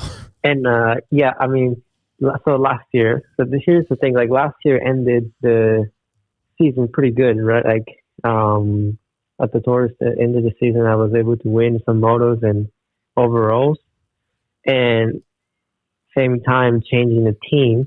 So I was like, okay, maybe let's try to just change the team and not change the program too much, So like I'm not changing like 4 or 5 things at a time. Like I did consider about moving to more towards the East Coast because the track. Yeah. But at the same time, like, getting used to the motorcycle, getting used to the team, getting used to the place. Like there's a lot of change, if I did that last year. So that's why I didn't commit it last year. But maybe, I've been kind of working on it. Okay. To move to the more East Coast side, and I'm kind of planning for it. I think that's really smart, though. That I didn't really think about that. That's a lot of different changes to add on top of, like you said, new team, new bike, new location. That would be a lot to handle. So that was actually pretty smart. Yeah, it's like, so I'm basically like living by myself too. It's like I gotta like control my diet, programs and kind of a lot of things, Yeah. So yeah, like I just wasn't sure that if I could do all of that in once. So that's the main reason. If I was in West Coast, I'd struggle with In-N-Out Burger, man. I'd be there every day. So, you be In-N-Out? Yeah, I love In-N-Out. So like get me to the East Coast. But then in the East Coast, they have Checkers, which is pretty good too. Oh, that place is so gross. Shut up. Anyway, ask your question, TJ. That's hardcore if TJ's calling it gross. It must be expensive. No, it's cheap. Okay. So anyways, hey, Joe, so this week, a couple of weeks off you get is the amateur Loretta's. And I know you've been going to Loretta's since you're on 65s. And so 2013 to 2019 for Joe. I know. That's what I was going to say. So like you were traveling from Japan and coming over. Give some to the listeners, like how was that as a kid coming over here and then like getting ready for that? Like did y'all come over like weeks and months early? How did that work out? Yeah, it's what was crazy was the first 2-3 years maybe before I fully moved here. Like what we did was we would like, take the bike apart and put it in a suitcase and just like bring it with us, with the plane. On the airplane? And and there's a motel I was staying at. It's called a Howard Johnson in Ontario area. Yeah. We would literally stay there for 3 months straight to prepare everything. Back then, like my grandpa will do like a mechanic work, and my mom will do all the the racing and food, whatever it takes. And and we would drive to Loretta's and did the best we could do. So a lot of story. It's hard to say in like a short conversation for sure. That's a great memory, though. How many suitcases does a 85 take? I don't know. I'm pretty sure we had maybe more than 4 or 5 for sure. Mom said, "Don't bring any clothes. Bring your bike and your gear." Yeah, roll up your shorts inside of a crankshaft. Awesome. Yeah. I think the first time that I got to meet you. You probably don't remember it or whatever. No, he doesn't. No, he does not. Was you were just getting on big bikes, and I think it was at Ponca. We all look the same. No, you know what? I never went to Tonka City. Okay, I can't remember where we were. Maybe You were somewhere at else. one of the amateur nationals or whatever, and we were. You were just in the truck. You're quiet by yourself. I mean, I don't think your English was as good. And He just didn't want to talk to you. he just wanted to talk to me. He was just pretending not to talk. He said no savi. He said no. Yeah, no hablo. Dude, we're gonna get canceled. Go ahead, Scotty.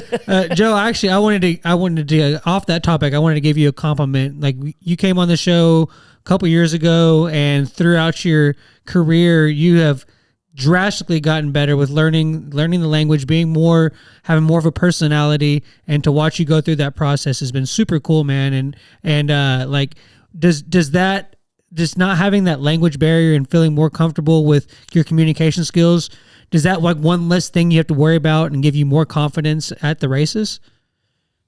Like with me being able to talk a little bit more. Just the overall communication process. I'm sure, like, you get a podium a couple years ago and you barely know the language and you're like, don't know how to answer them and stuff. And so you've gotten a lot better, and it's got to make the day easier for you. Make it more comfortable. Probably. Yeah, I'm more comfortable in that kind of thing. Yeah, I mean, like now, I'm getting a little bit better, so I feel like I'm in confidence in myself just talking to other people. But yeah, still right now, like, I don't know, it makes me feel like every time I talk to someone in English, I feel like they think I'm a dumb person because I'm not talking like all weird. Not at all. So, No. I still kind of worry a little bit, but yeah, I mean, more time I spent in the country, yeah, I'm getting better for sure. Yeah, you'll be, by the time you get to the 450s, you'll be like Roxanne and probably won't even have an accent anymore. You know, like The reality is a lot of us Americans can't speak proper English either. My co-host here, TJ, he damn sure can't spell properly. Yeah. So. Well, one of our listeners on YouTube's made a good point that he said YouTube's? Like YouTube's, multiples? yeah, Multiples. like YouTube's, yeah, Yeah, see, we can't even like talk Dean yet. Wilson. He said, can you imagine an American rider going to Japan and having to completely learn the language and do that? Like it's crazy. So Super impressive. Kudos to you, man. It's been impressive to see, Joe. Yeah. Oh, thank you guys. So, speaking of that real quick, and I did have a question, something about the Japanese riders would always come over here, like the guys who rode the Japanese nationals and stuff like that, and they would always seem to be really good in mud races. Is it just, like, do they overwater the tracks over there all the time? Is it the dirt? What's the deal why Japanese riders always have a history of being good mud riders? I don't know, actually. Like,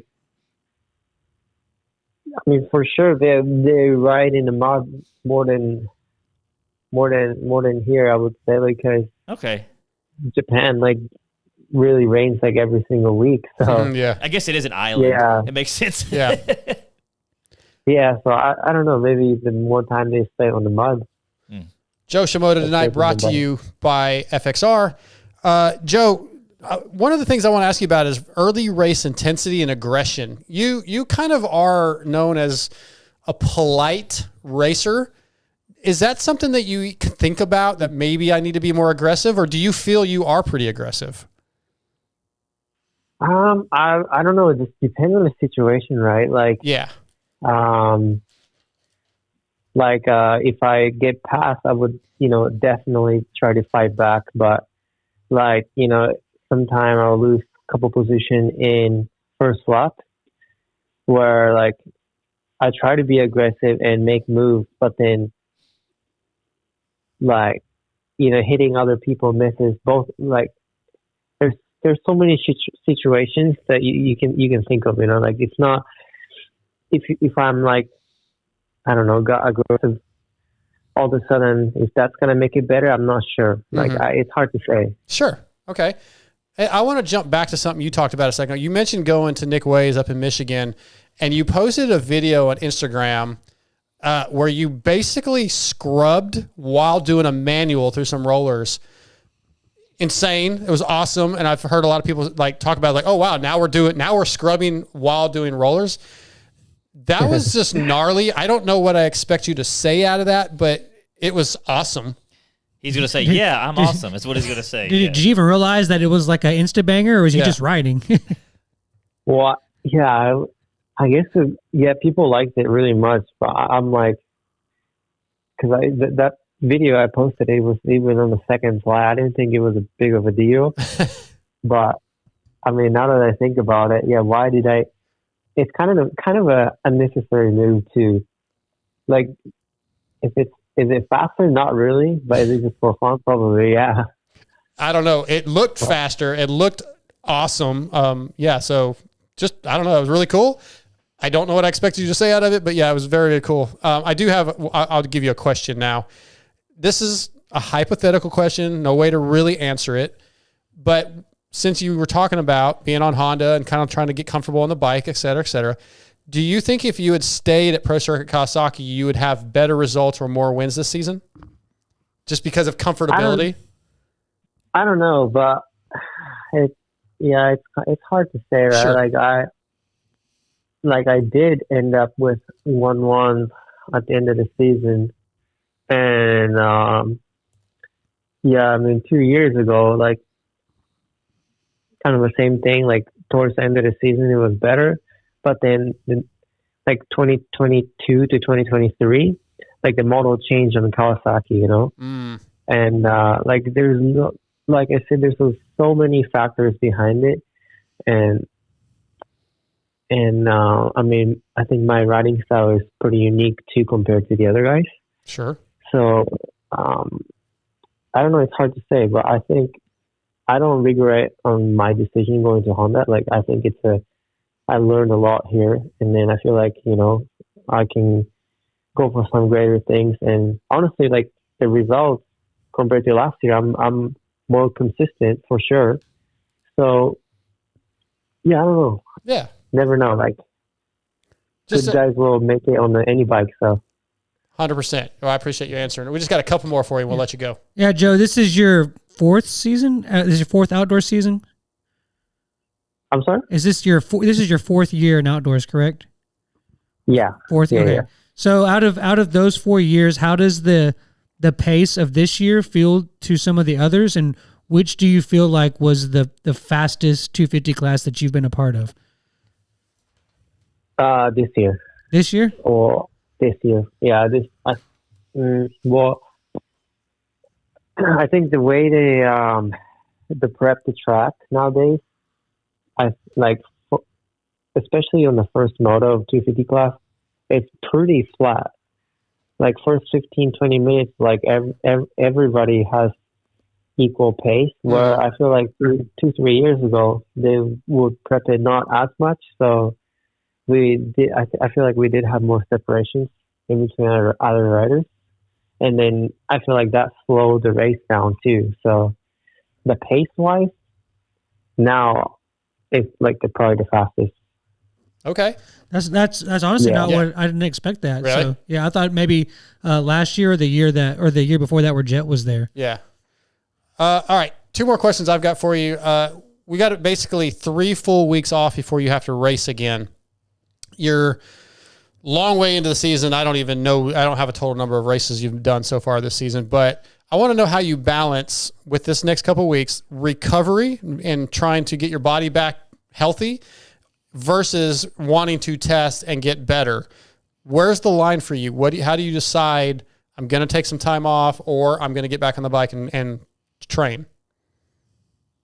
I don't know. I feel like we only have like 6 more races in total, combining SMX and outdoors. Yep.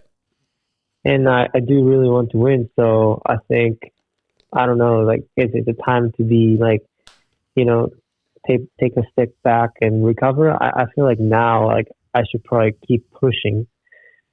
Don't really back off in current situation. Okay. You're honestly, I'm writing an article about this, like the idea of this, and you're the first guy that's really kind of said, it's time to keep pushing. Everybody else is like, yeah, I need a break. I want to go surf. I want to go fish. Levi wants to go do some fishing, so yeah, you're the first guy that said that to me. Yeah. I mean, I would, in season, I would like to keep it offensive mindset.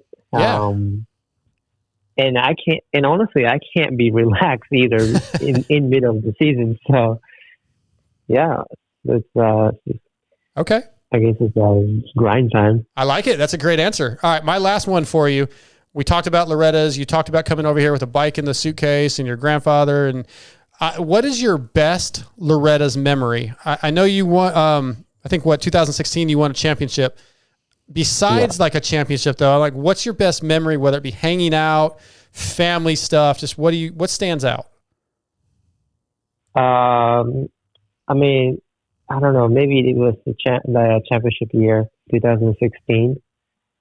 I know, for me, so my mom and one of the mechanic I had back then, they went out, you know, there's a beer tent, right? Like a beer tent. Yeah, I've heard. Yeah. Yeah. All I can say was it looked like it was messed up in there. I've heard stories. I have not ever been to the Loretta's Amateur National. I'm going this year for the first time, but I've heard a lot of stories about the beer tent.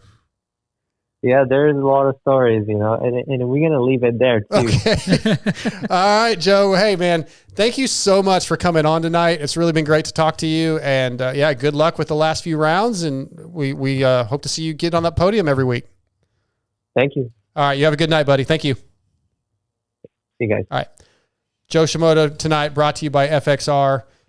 I feel like that was one of the best interviews we've done with him. That was good. Yeah. About the same. Like Same? Like he's been a good interview every time. Yeah. I think sometimes his answers have been shorter. Yeah. And that was good. I feel like to me, that was one of the better interviews. I'd be interested to see what our YouTube viewers think. And just, Yeah, I mean, they're talking about cow tipping and Sniper. They're not even listening to the show. I mean, they do, but it gets off road. It just something will start a topic and then there's no telling where it goes after that. Yeah. All right, it's time for the TBolt USA Top 5. If you are a pit bike enthusiast and you love shredding around on a CRF 110, KLX 110, or whatever you have, you need TBoltUSA.com bookmarked on your web browser. TBolt USA is a pit bike supply site that has everything you need for your pit bike, from BBR handlebars to D&M shocks and even full bikes like YCF and Pitster Pro bikes. TBolt USA has it. They even have stuff for the Chinese bikes that are so difficult to find. You'll find pit bikes, engines, and parts at TBoltUSA.com. TJ, you got the TBolt USA shirt on. Yeah. Vince Pell has sent his top 5 in. Let me pull that photo up. But yeah, well, let's do the top 5 this week is things moto guys think are normal, but other people would think are crazy. I'm going to let you guys go first because I never finished my list. Awesome. Next week, I didn't do this at the beginning of the show either. MotoXpodShow@gmail.com if you want to contact us, if you want to get involved with the TBolt USA Top 5, the Yamaha Moto USA Highs and Lows, or any of our other segments, questions, comments, topics you want to talk to us about, MotoXpodShow@gmail.com. Also, go to VitalMX.com and get involved with the fantasy league, the fantasy game. There is a MotoXpod Show league. A lot of fun. Do that. But yeah, TBolt USA Top 5. Next week, Top 5 movie quotes. Oh. So that could be fun. I already got, four just went flashed in my head. You're the disease. I'm the cure. Don't know what that's from. Okay, cool. I thought it was Luke, I am your father. That's a good one too. That's it. There's so many. Yeah. I'll be back. Yeah. What's the one? Frankly, my dear, I don't give a damn. Oh, that's a good one. That's a good one, right? So many. Yeah. This is going to be good. So I want everybody to get involved with this one. I want a long list of those. Scotty, you got your top 5 list? Yeah. Okay, so I'll start off with is the way we look at like injuries or like accidents that happen. Like somebody will be like getting care flighted like off the track, like in a helicopter, just bent up, and then like we just drop the gate and just go. And people, I've seen people that have never been out there before, and they're like, "Is he okay?" Like, yeah, I mean, yeah. We got to keep racing. Yeah. So like that's one. Another one is the fact that like we wear all the gear we wear in like 90 to 100 degree weather. That like I've noticed people think that that's like we're just like, yeah, it's part of it. It's normal, and like people don't realize how hot that really is. Yeah. Also the amount of money that we spend, like it's pretty normal to throw like, you know, $400 or $500 at your bike for something, and like people thousands or two. Oh yeah. Sure. Don't tighten your drain plug and then come talk to me. Yeah. The other one is like like how far we jump. Like sometimes I've had people that know nothing about motocross, and I'll be like, yeah, it's pretty typical for us to jump, 80, 90, even sometimes 100 and 110 feet. And they're like, what? Like, jump that far? And the one misnomer, this is not really one of these, but everybody, it's funny that people don't know anything about bikes. They're like, you tell me you ride, they're like, oh, you do backflips and like, like lazy boys. And they're like, no, that's not. Do you do tricks? Do you do tricks? Like, no. Can you do any tricks? Nope. Yeah, like you clearly have no idea how this what we do. And then the other one is like how young kids do it. Oh yeah, seen like little 4 or 5 year olds. Yeah, like 4-year-olds like on a giant track, like with like 100-foot jumps, just rolling over them and stuff like that. Yeah, it's absolutely. Yeah. Did you do a list? I have an actual list instead of just making shit up. Excuse me. What? No, I'm just messing with you. Okay. So basically a couple things. Our chicks that it's just normal to have your chick go with you and just sit there quietly and hang out. Like I see girls do that at the track all the time, and it's just normal for us. Yeah. And it is kind of weird. I'm just gonna say they don't show up like at the football practice usually or basketball or golf. I mean, maybe they do if they play golf, but they don't just usually show up to hang out. Just to hang out. Okay. Yeah. I'll give you that one. And then moto people, they just let their kids run free at the track. Yeah. And like that's a cool thing. No, it's a cool thing. Yeah. But it's not normal for other people. For us, when we get to the track when my kids were little, they would just disappear and Yeah, you never even thought about it. Yeah. Exactly. It wasn't a big thing. People limping, kind of like the injury thing you said. Yeah. Like walking around the track with someone with a limp, you never think about it. You're just like, yeah. And they're actually still riding? Yeah. Oh, for sure. Yeah. Yeah. I guess kind of the same thing here. We continually do the activity that ends up hurting us on a regular basis. Like you wake up the next morning and can't move because you did something the day before. Yeah, that's a good one. And getting up before the sun to drive for like 4 hours to do something and then drive home. You know what I mean? Yeah. Like it's like I don't think normal people do that. Probably not. I don't know. They drive a lot for like select baseball and stuff like that. Yeah, I think. But that's for their kids. I'm talking. We do it for ourselves. Yeah, that's a good point. Yeah. I think guys that play golf probably would do that, right? I mean, they would drive to a good course somewhere. Maybe not regularly. Maybe they just play their local course, but that not as far, not as often. Yeah. And then pinning the gas when things are going wrong. That's a good one. I like that one. I catch myself doing that in the car sometimes, you know what I mean? Or whatever. It's just like instantly with throttle fixes everything. Normal. You see drivers make that mistake, especially like in wet or icy conditions. Hit the brakes? Yeah, they get scared and they let off the gas, hit the brakes. I'm like, no, that's not what you do in moto. You just hang on. When in doubt, throttle out. Exactly. So those are my 5. Okay. That's a good one. Vince Pale from TBolt USA sent a few in. Get changed outside of the parking lot. Yeah, that's down to your underwear. Yeah, dude, I've seen many Michael Gage, Chris Kiefer, butt-ass naked in the back of a pickup truck. Dirk Williams. Or like there was a girl, and I'm not going to name names, that used to hang out and ride with us all the time, and there's one now that does, and she was stripped down to basically panties and bra and change clothes, and no one thinks about anything. Yeah, like a sports bra. It's weird. It's like you'll be in front of like. To me, that's not any different than a bathing suit. So I don't think that's as big as a dude like dropping trouser. I haven't never done that. I just go to my underwear, but like I'll be at the track and there'll be people next to me. Some people that first time I've met them, and I just pull my pants down and just put my around. And this maybe sound weird around kids. Yeah, you just you're around random people you've never met, and then you just put your pants down. The way you say that sounds worse than it is. I know. Exactly. Yeah, it sounds bad, but like here we think moto, we get naked around the topic our kids. is we think around other people's kids. It's the topic is we think things TJ? That we think's normal that to other guess. people would be weird. Yeah. Donnie Berger did say surfers do that all the time. Yeah, I would think so. Yeah, they put their wetsuit on in the parking lot. Yeah. Yeah, because we would change clothes beach style with a towel around you. Yeah. Vince also said stay up till 1 a.m. working on bikes, then back up at 5 a.m. and head to the track, race right outside and get home at 10 p.m. Yeah. And then suffer through work week with numerous cuts, burns, bruises from crashing on the weekends. Yeah. And mine are all very, very similar. I wrote riding hurt with injuries, taking chances, the danger that we put ourselves in because we love it. the money we spend. So it's kind of the same things you guys said. And I put driving 8 hours to race for 15 minutes. Yeah. Basically 2 motos, probably last 15, 20 minutes and then drive back home. Yeah. And then just the fact that it really never ends because we try to ride in the winter, the summer we just always. This is not an off season. Yeah, there really is no off season. Those were mine. I don't even know if that's 5. I mean, it's crazy. Like I remember when I was a kid, it's like we'd go ride, get up and go ride all day. And then I'd come home and watch a race. Yeah. And then stay up till 2 a.m. playing a motocross video game. It's like, you really, you didn't get enough of it yet? Like, No. all you did all day was the obsession, I guess would be a good one, yeah. That's all right. Well, let's move on to the Evans Coolant emails. It's not even an obsession. It's an addiction. Let's not lie to ourselves. Evans waterless coolant protects your engine because it always stays liquid. Steam inside the engine creates hot spots and detonation, but with Evans, the metal is always liquid cooled. Used by HRC Honda, Factory Beta USA, and Pro Yamaha, and lots of other teams, regardless of sponsorship. Evans is in the bikes on the podium. Okay, so this was an email that was sent last week by Vince Pell, actually, TBolt USA. We good? Yeah. Okay, didn't know. He said, name another rider who had a career like Weston Pike.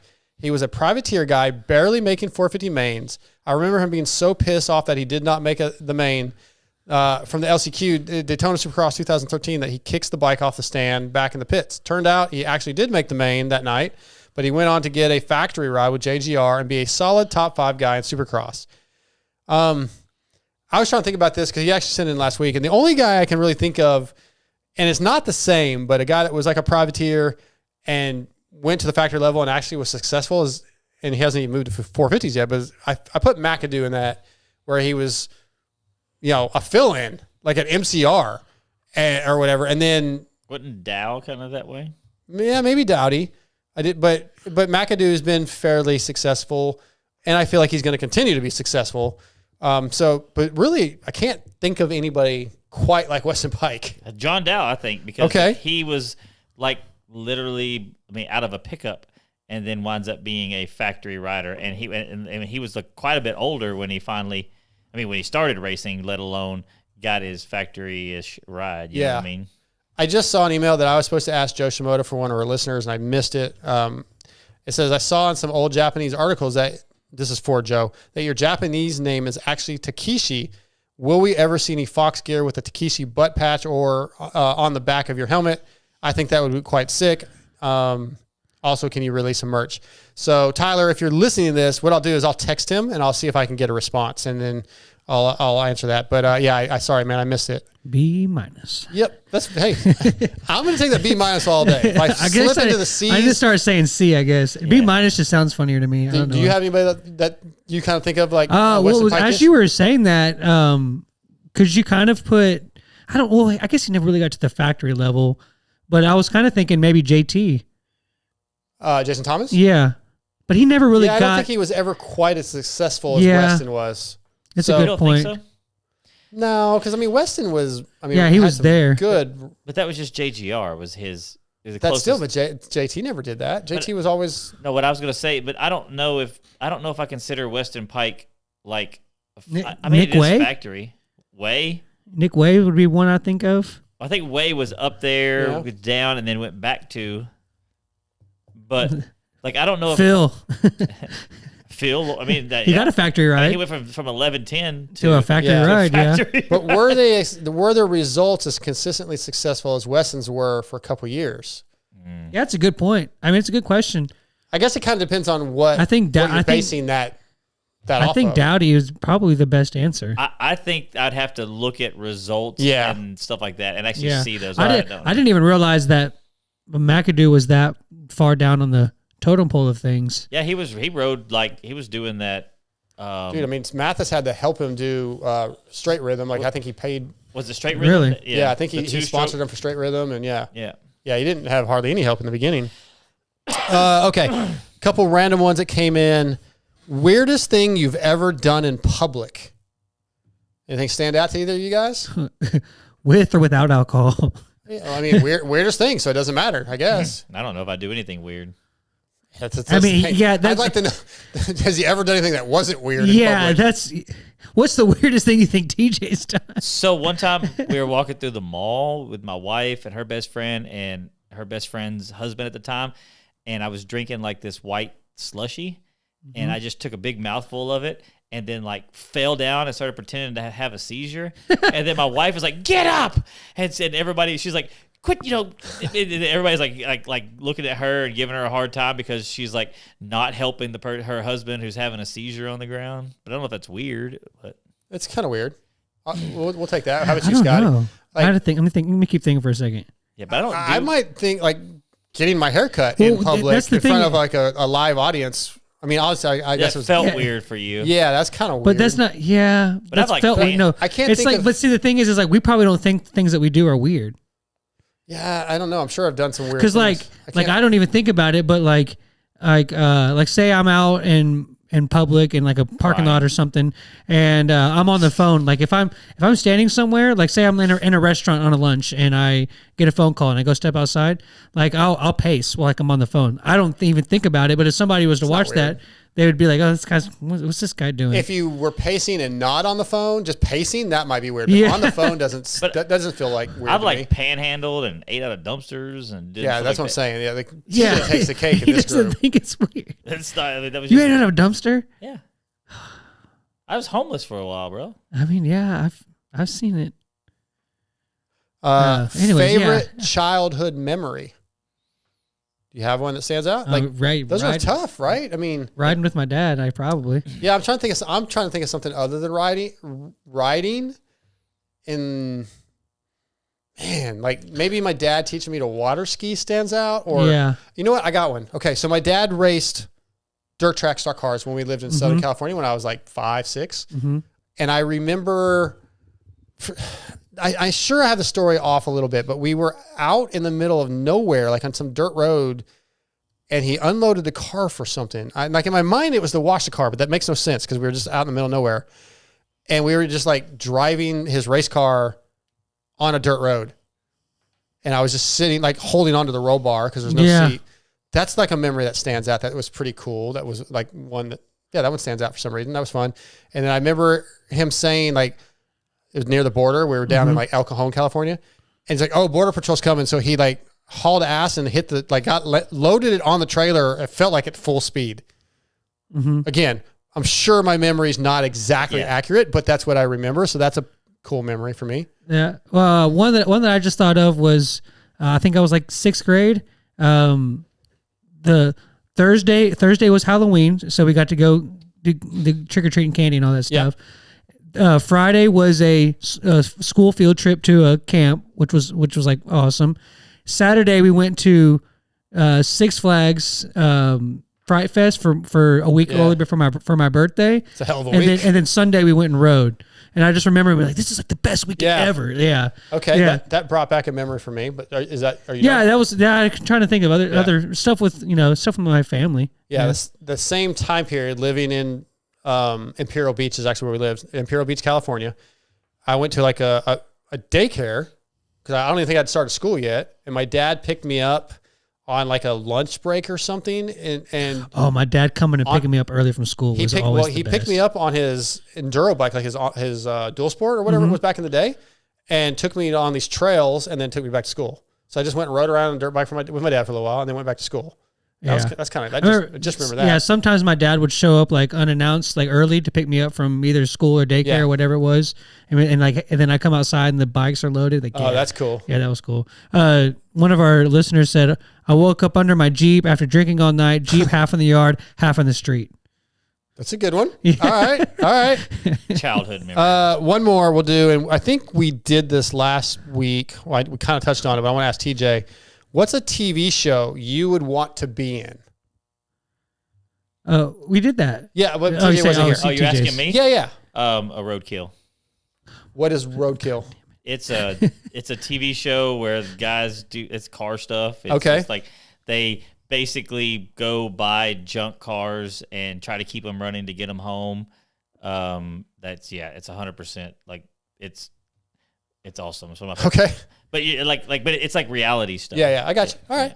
I think our next guest is online. It looks like he picked up. He's going to be brought to you tonight by Pro X, which is rooted in racing from motocross to off-road and supporting teams such as Ampro Yamaha, Pro Circuit Kawasaki, and SLR Honda. They've been supplying quality components for almost 50 years, from complex jobs like engine rebuild to simple maintenance, including filters, chains, and sprockets. ProX aims to bridge the gap between OE quality and affordability. Find ProX at your local dealer or visit prox-usa.com and search for parts. Tonight, ProX brings us from TLD, Red Bull Gas, Ryder DiFrancesco. What's up, Ryder D? What up? How's it going? I mean, I got a little bit of a bone to pick with you, but I mean, I think we're good. Hey, before you get going, What do you got to pick? Don't ruin it, when did TJ. when did he get such bass in his voice? Like, I remember when He's a man now. when we first had him on here. You guys say this every time. like It's the same guy, TJ, every time. Yeah. but not like me. when we first had him on here, he was like, "Hey guys," and then now That was 10 years ago, dude. No, I was just joking because you did pulp, man. I don't understand. Like, you had my back, and I appreciate that. But come on, man, you can't Double You just dipping. gotta tell Steve no. Oh, I know. I mean, you guys are both my boys, so I hear you. yeah, we gotta do both. We had your back though when you were amateur, and he didn't care about you. That is very true. No. He always said that I was the one amateur that he backed. So Yeah, because you liked him. Because you liked him. yeah. That So is true. we're double dipping, but it's fine. Yeah, it's all good. I appreciate you coming on. I've been trying to get you on for a few weeks, and you were not answering my text. So I'm glad that you finally did. But we'll probably double dip a couple of these questions, and then we'll try to get into some other fun stuff. But your progression, man, over this season, it's coming along, dude. The last few weeks have been really good.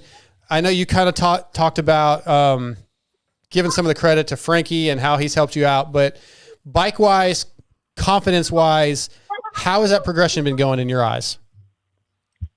It's been great. Like I think I said these past couple weeks, if I saw myself where I'm at now at the start of the season, I would tell myself I'm lying. So it's been a good progression, and even Supercross. There were some tough times in there, and now it's coming through, and Frankie's been a huge help. Will, obviously, Han has been huge. And the team has really come together. I think every single time I get on the bike, and the repetitiveness that it's just coming together. So I didn't think it would take this long for me to sit on the bike and it feel at home, but it's taken this long. So I'm finally starting to come around, and it's home now. Yeah. Okay. You said that last night too, that you didn't think it was going to take this long. So coming into the TLD deal and getting on the gas, did you feel like, in your mind, did you think, oh, I'm going to be comfortable right away and it's going to be much, much easier than it was? Or what was your perception, once you signed the deal and went TLD? Well, obviously I've never made the transition before. Yeah. So I did think it would be a lot easier, and I rode the 450. They gave me one right away, and I went home to Bakersfield and I rode it, I don't know, probably 5 days in a row because I loved it so much. And maybe it's just something different, but I'm like, I can't wait to start racing and get down to it because of how comfortable I felt just right away. But once I started riding Supercross and figuring it out, it got much harder than I thought. So I think just at the beginning there, it was maybe a little easier than I thought it would be, but I thought I've had it figured out a couple months ago, but I think I finally fully got it figured out, so it's good. Okay. Yeah, Ryder, your results have been progressively getting better, and just seeing you make that transformation has been really cool. Like, where are you at when you get a good start and you're riding in that top 4 or 5? How much more comfortable do you feel in that position, and how far away do you feel from being in that next elite group? I got closer this past weekend, obviously running 4th. I ran, I think, close to the fastest lap of the race. I think I had until halfway. So, the speed's not the issue. It's the consistency at this point. Deegan never stops running that pace. So, if I can just get to my goal right now is just to run up there for 15 minutes. And then hopefully the next couple weeks I can run up there for 20 minutes, 25 minutes, and just keep building like that. I haven't really put like a stamp on it or anything and see where it takes us. But my next goal, is just to go those extra 5 minutes. But it's not anything huge.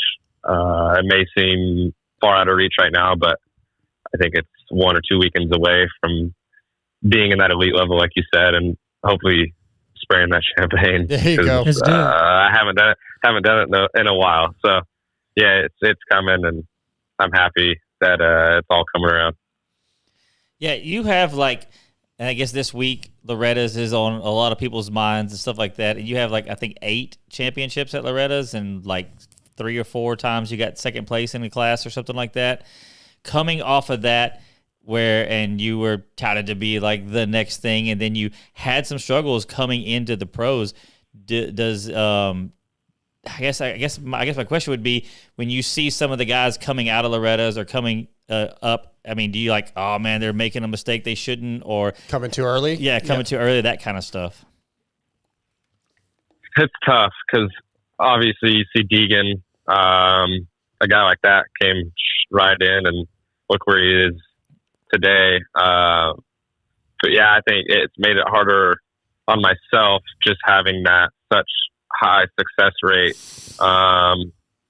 It's a huge part of, I think any sport is learning how to lose. And I didn't really have much of that when I was an amateur guy. So yeah, I've gone through it. It's a lot harder than I thought it would be coming into the pros, but you see guys like Deegan and a couple other guys. I know it's been a long time, but like RV came into the sport and started winning. So I think it's just like anybody can do it. It's possible, but yeah, Loretta's is a fun trip, and I think everybody should experience it at least once. Yeah, and I've always killed it there. I wish the national was there, but yeah, it's cool, and I for sure miss going every year. It's something special. You ever plan on going back just to hang out, like for a couple of days or something? Plus like that? 25 class. No, I mean, I've always wanted to. So the big talk right now in the pits, or just on our team, I'm like, all right, we need to get Will a bike. I need to get me a bike. This could be 10 years down the road, but we all want to get a camper, just have fun for the week. Like, yeah, I think it'd be a great time. So maybe Barsha, Will, me, Pierce, we'll all get a camper one day, and go have fun. There you go. 'Cause I want to do it. I want to say it makes me a little upset for somebody who would love to go. The fact that y'all are so fast that you're just like, you know what, we can qualify. You can go fart around and get guys. Yeah. 10 years down the road, I got this. Yeah, I asked Will about that. He was on the show last week, and I asked him if he would do Loretta's. And right now, he's basically no. He hasn't been riding. You know that, I'm sure. Hasn't rode much, and he just said, I don't think I could go and not put everything into it. Like, that's just and the expectations from basically the fans would be like, you got to go out and be like Will Hahn, and he's not really willing to do that. So, or able to do that. Yeah, he made it sound like he just can't go and have fun and do it. Yeah, I'm probably saying this now. It seems like a fun idea, but like he's saying, once it's all said and done, and I have to try again. I don't know. So, yeah, I mean, it'd be something cool. But I do want to get Will back on the bike. I've been begging for him to bring his gear just at least one day. Maybe over these next couple of weeks, I'll get him to ride. But yeah, it's been a minute for him. Yeah, I tried to qualify for Loretta's this year. It was the first time I ever tried. I failed. I heard. I failed both times. I tried at Fox and I tried at Thunder Valley. No go. Yeah, we can keep trying. Dude. Maybe when I race plus 25, we can go together. Okay, yeah. You can go. You go to master's class in the plus 60. Ryder was at Glen Helen the last time I rode there, and he probably didn't even see me. I was going so slow. He probably went by so fast. It was so bad. But he passed you? Like twice, probably in one lap for me. Yeah, him and Pierce and Barsha were going by. It's scary, dude. It's so scary. Anyway, second full year. What have you taken away this year just to help you with your program? Like being out there every weekend, is there anything, like any lessons you've learned while racing this year that's like, okay, I'm gonna lock this one into the memory bank. This is gonna help me for the rest of my career? I think the biggest thing is like finding a routine with all the racing that we do. That's been the biggest part. And I'm always been a guy that, I guess you could say, I like to have fun, like on the bike, and I like to enjoy it more than that grind. I still put in the work, but the reason why we ride is because it's fun, right? So I have gotten like that burnt out feeling a couple times this year, and we've had to back off, and I finally found that routine that fits me, and every time I get on the bike, it's fun. So that's been the biggest part, and like fitness and everything I think is coming around, and that's less stress on that. So I can finally kind of chill and enjoy it. Like I think the past couple of weeks that's really showed too. Yeah, I remember you talking about that. Maybe the first time we ever interviewed you, when you were still, amateurs, and you were talking about I think you and like Jet Reynolds, if I'm not mistaken, or some of your buddies out locally would just go have fun and ride dirt bikes for fun and not necessarily grind. And I remember saying, like, don't lose that, right? Always try to keep that, because it does become a job, and that could be not detrimental necessarily, but it could definitely hurt your progress if you stop having fun.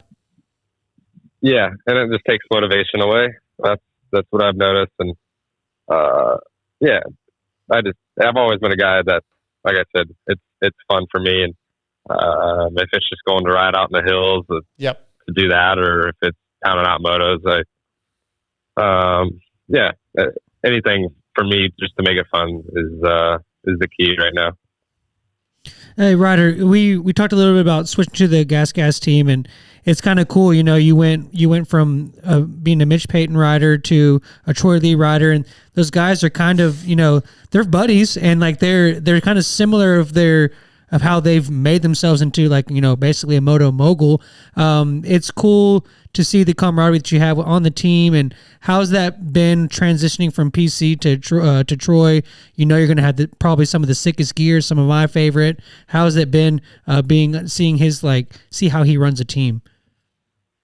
It's great. Like the two people that you just mentioned, like I want to ride for anyone else after this, right? Like those are the two, Mitch Payton and Troy Lee. Those are the two guys that I've always really dreamed of riding for. So yeah, it's cool. The whole Austrian crew is awesome. And I think, the TLD side of it, like, I don't know, we're still Austrian, but it seems like we kind of can get away and do some different things. So that makes it cool. Always cool designs with the gear and everything else. I think we have some of the sickest setups out there, so it makes it fun. Yeah, I want to use the loose. I don't think the program's not loose, but no, it's not loose, but it has like that feeling to it. Yeah. It's kind of like Team Pride with Jason. He kind of, it's that vibe, I guess. Yeah, that's what I was thinking. Yeah, I like that you're a big JA fan. You said that last night too, and love him. Yeah, yeah, I like him, and I think you mentioned this last night. I've got to kind of visit with him at some local events. Like he came out to Texas and was sponsored a race, and sit down, and he's just such a different guy than he portrays his on-track persona. Yeah, different personalities on and off the track for sure. For sure. Super down to earth, mellow. Like you wouldn't really see he races moto if you knew him outside of the sport. So yeah, super down to earth. Got a life outside of moto, and that's the biggest thing I've heard from him. Like if you have a little bit of life outside of moto, it makes it, I guess you could say, just it's fun, and just some outside stuff that you can do, and still race moto for professional. Yeah, separate. You've done some really good interviews with our Vital MX's Lewis Phillips, where you've talked about working with a sports psychologist, the mental side, and you've mentioned a couple of times now about confidence. You kind of hinted around that. How has the sports psychologist helped you? And just again, like you said, you didn't expect it to take this long, so I would assume that could weigh on your confidence. So how has your sports psychologist helped you? It's been a huge help. Max Lee mentioned it to me like A2, and I never really believed in it. I don't know why. It was kind of just like something I didn't think I needed. And after maybe Salt Lake, I was like, I don't think it can get much worse than this, so I'm going to try it. So I ended up trying it, and I would say I would give half my credit to that, to her, for my results these past couple of weeks. It's been fun learning about myself, and she's pointed out things that I really never really wanted to talk about. So yeah, it's been good, and yeah, I would say I'd give half my shout out to her, because she's reminded me, and just throughout the day. It's a long day of racing and a long year. Yeah. But yeah, she keeps it cool, and I've learned a bunch. So I'm stoked. I'm finally glad I did it. And yeah, it's something that I really never thought I would needed. Awesome. Ryder DiFrancesco tonight, brought to you by ProX.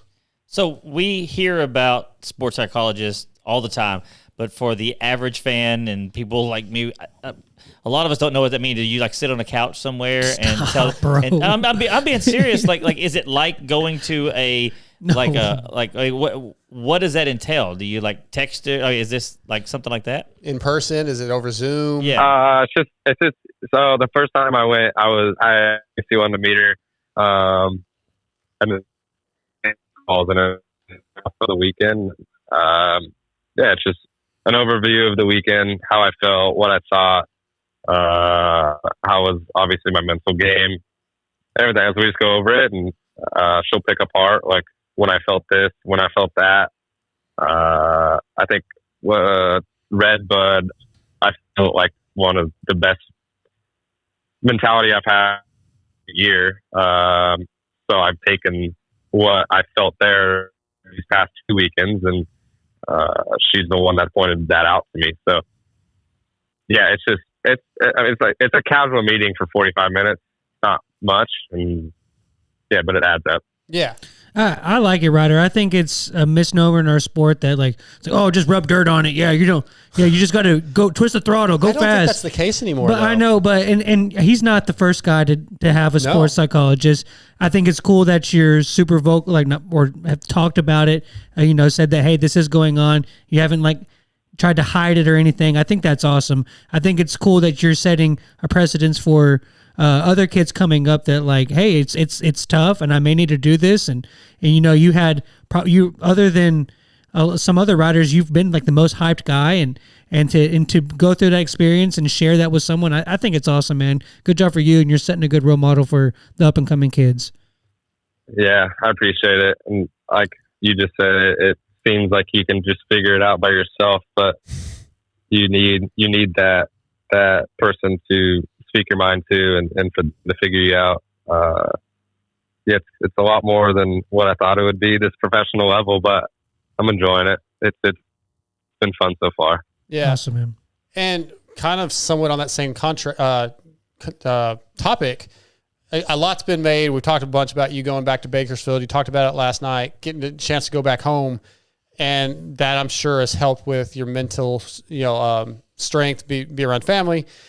And I want to ask you about that. I love your mom, Lisa, and your dad, Randy. I think they're great. Did an interview with them many years ago at Freestone. They're a big part of your program. They're at almost every race with you.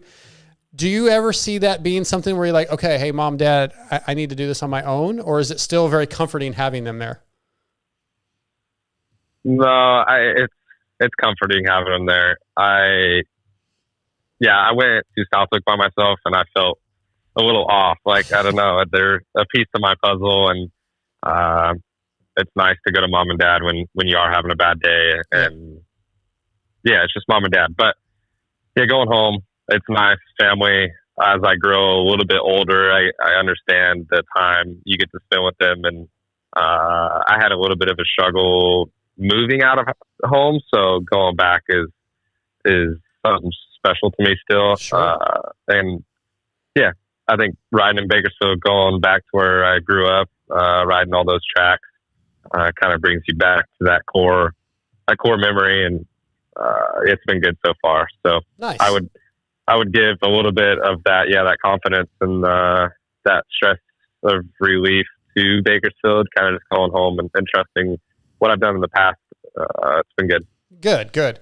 I got one more kind of race question, then I've got a few fun questions to get to. Look, this season's coming to an end. We got SMX coming up here soon. What are a couple of the goals that you have set for yourself for the season that you still want to check? They're super small. I'd love to lead laps.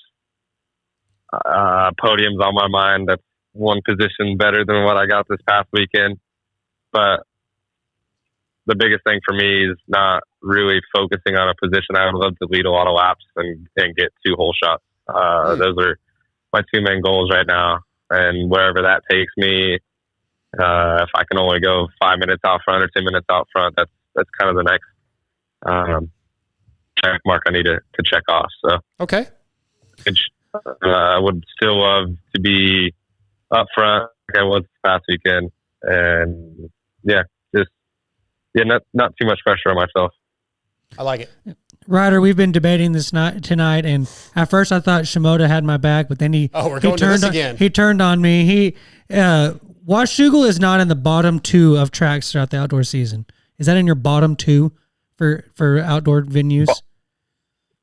Bottom 2, like what do you like? My favorite? Worst if you were going to get rid of 2 tracks, I said Fox and Washougal probably. Where do they fall? But specifically, where does Washougal fall for you? I would have to say top 5 in the series. Okay, all right. He's a West Coast guy. Top 3, Scotty. I know, but he's a West Coast guy too, so it's. So I love going up there. Fox Raceway, I'd have to get rid of and bring back Glen Helen. Oof. And I'm not a huge fan of Colorado.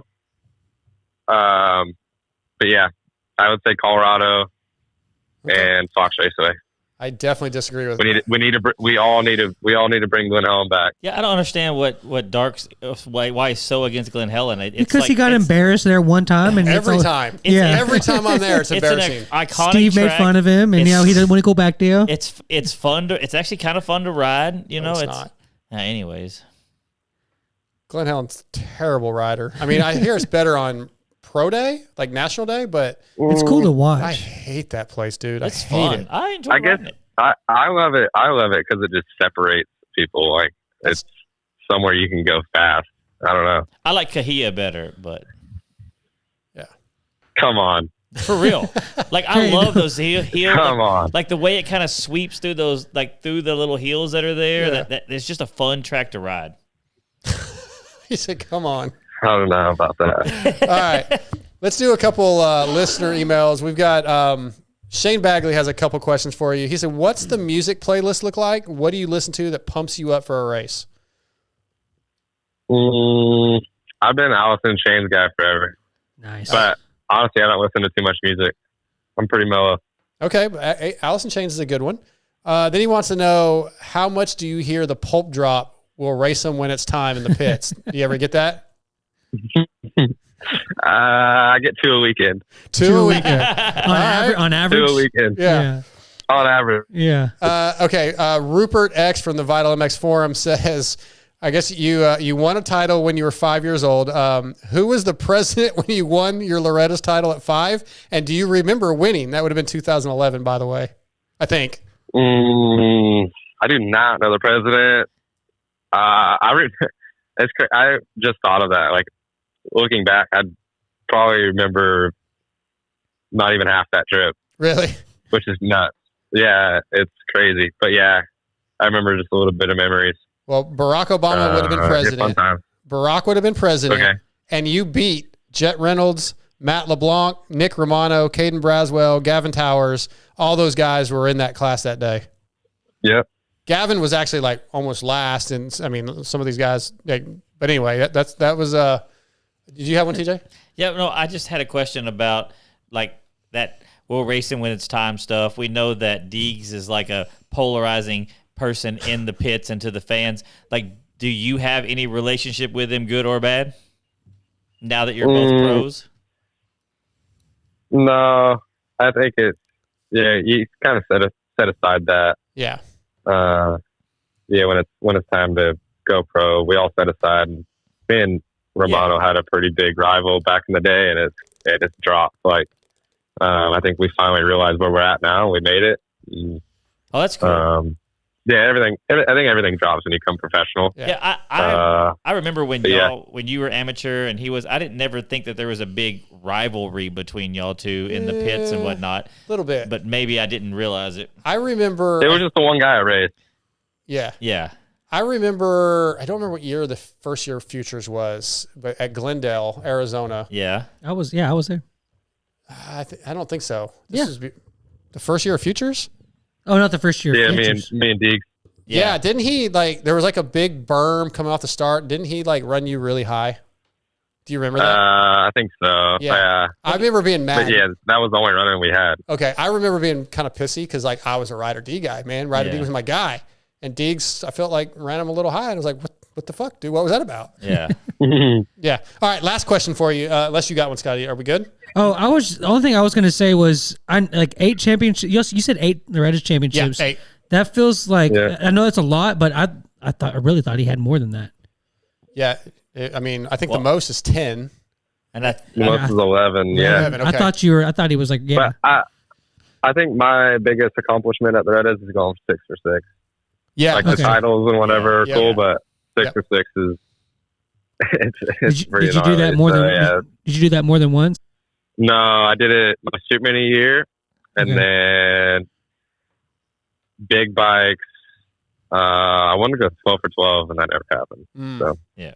All right, last question. Since Loretta's is coming up, and we're talking about it, I want your best Loretta's memory that isn't racing. Me and Mumford have some good memories together there. That was always like my friend that we would link up and I don't know, the golf carts are fun. Yeah. Like the whole pit of driving around and doing all that. Yeah, me and Mumford have way too many. I couldn't be specific on that, but yeah, that was kind of like my boy when we'd go to the Reddit. Yeah. You guys kind of grew up together a little bit, right? Or you weren't? Well, I guess he was out in what was he from? Yeah, he was like an hour and a half away from me. Yeah, but. Cool, man. Well, Ryder, dude, really glad to have you on, man. It's always a pleasure to talk to you. This was definitely a better interview. Yeah, I appreciate it. Much better than what Steve did last night. So, yeah, always. Thanks for having my back, and thanks for coming on, dude. Yeah, no problem. All right, have a good night. All right, later. That's it. That is Ryder DiFrancesco tonight, brought to you by Pro X. Good stuff. I think this was a good show. Yeah, it was really good. The interviews were really good. We're not going to do EVS picks because we don't have a race for a few weeks. I think we'll probably be off next week with Loretta's because I'll be heading up Wednesday. So probably no show. We'll talk about that here in a minute. Anything else before we wrap this thing up? You guys got anything else you want to talk about? Yeah, I guess that's it. Huh? Well, I do want to thank EVS. EVS for over the past 39 years, EVS Sports has established itself as a leader in innovation and technology when it comes to designing protection gear for today's motocross riders. Oh, I got an idea for the EVS thing this week. Finish your Okay. read. Athletes like RJ Hampshire, Kyle Chisholm, Freddie Norn, Axel Hodges, and Travis Pastrana all wear EVS when they race, ride, or whatever Travis decides to do that day. Check out evs-sports.com and use the promo code VITALMX30. That's all caps to save and gear up like the pros. Guys, you can get yourself some of the new Axis Web Eclipse knee braces. They've got the TP199 and Slayco 96 knee guards, undergear, chest protectors, so much protection equipment. Why not save and support the show? Vital MX30, all caps to save. What's your idea for EVS? Okay, y'all two, neither one of y'all have been to Loretta's. I've only been with, I haven't qualified or whatever, but I've been to there. Yeah. So you're going this week, first time ever going. Top 3 things you're looking forward to experiencing while you're there. The beer tent, even though I don't drink, just going to hang out and check that out. You'll drink. Probably not. I never went to the beer tent. The environment, basically. I wanted the environment. 3 specific things that you're... Okay, beer tents. You going to get in the rope swing and jump in the river? I don't know, because I'm going to be working and really... Bring swimsuits. Okay, but that's not going to be on my list because I don't know. Yeah. Watching Shorty and Brownie go at it. That'd be good. Yeah, that's going to be a good one. Yeah, I'm trying to think. That's like Mike Brown's like. I guess just home. the final moto of the pro sport. Like just that's something I'm looking forward to watching those kids go at it. Drew Adams and unfortunately Aiden Kiefer's not racing. He's hurt again. Again? Yeah, he got hurt again. I I don't even know if they've announced it, but he's hurt. He can't race. He's out. He's got to have some. Are they still going? Well, Kiefer, because Kiefer's racing and our buddy Dave Martinez is racing. Is Aiden's going to fly out for a couple of days. Oh, okay. But I think he has to have surgery. Yeah, he got jacked up. So unfortunately so I guess that's 3. Did I give 3? I think I did. So that's my 3. Like if you were to go to Loretta's to hang out, or even if you qualified or whatever, what would be the 3 things you look forward to experiencing there? I would. Yeah, it's hard to say. I just thought of another one. It's hard not to say just the general vibe of it. Like just like the. We were I was talking with one of the vendors out at Swan that goes to Loretta's, or he Preston from MX Tire, where he works for Dunlop, and like just some of the things that like how big of a deal it is. It's just like the amount of money that like it costs to be a vendor there. Like it's crazy to just to see the hype in person. That would be one of the things. Watching like the open. I mean, every year when the Reddit comes on, I put it on YouTube Racer TV and just leave it and pretty much keep it. I have there's multiple classes where we have guys that either we've talked to on the show or you want to see. So seeing that in person, friends seeing that in person, and I guess the third one, I guess I'll throw in like some of the cool like traditions, like the river, and then it doesn't like every night they have like there's some things, activities, just seeing that, just seeing the whole thing, the activities, jumping in the river. I would want to try to experience everything that is Loretta's. When I was go down there. to the museum and stuff like that. Stuff like that too. Well, I mean, just like the coal miner daughter museum. Yeah, I don't know that I'll have time for that because like I'm there for 3 days and I am kind of covering. Are you staying like in a hotel, like Airbnb with Gage? Yeah. Oh, okay. Yeah. Oh, you're only going to be there for 3 days. Yeah, I'm going to leave. Well, I'm going to leave Wednesday, so I'll be there Wednesday night, and then I'll be there Thursday, Friday, Saturday through the final motos, and then drive back. I got you. That's the plan. Anyway. I thought for some reason you were going to be there the whole time. No. I got to get some work pretty done. close. I mean, you're only going to miss the first day of racing, first 2 days. Yeah. Tuesday, Wednesday. They don't race one day. That's right. Yeah, Monday's practice. I want to go back. One of the 3 things that I'm looking forward to is I mentioned Dave Martinez, which is a buddy of mine through Kiefer. If you guys listen to the Kiefer pods, he talked about his story. He's kind of going for his dad who passed away, and his dad. It's a big deal for him. So that's actually one of my things. He doesn't care how he finishes. He just wants to experience it. So seeing him get to do that is going to be pretty emotional. So make a mental note of like he's going there just for the experience. Everybody says that. If he has a bad moto, make a mental note to update us whether he was upset about it. Because I don't think he will be. So many people say that, and then they get there and they're like, had a bad moto, and they come back to the pits mad. I don't see him being that way. Because we're so competitive as racers. But all right, well, that's it. All right, I want to thank our presenting sponsors, Racetech and Yamaha Motor USA, as well as Guts Racing, FXR, X-Brand, Pro X, EVS Protection, Evans Coolant, Barnett Clutches, TBolt USA. I want to thank Joe Shimoda, Ryder DiFrancesco, and Casey Cochran for coming on. I want to thank you guys for being in studio. Other than that, guys, that's a wrap for this episode. We'll be back maybe next week, maybe the week after. We'll get it figured out, but just pay attention to Vital MX social media and my social media, and we'll let you know. We're out.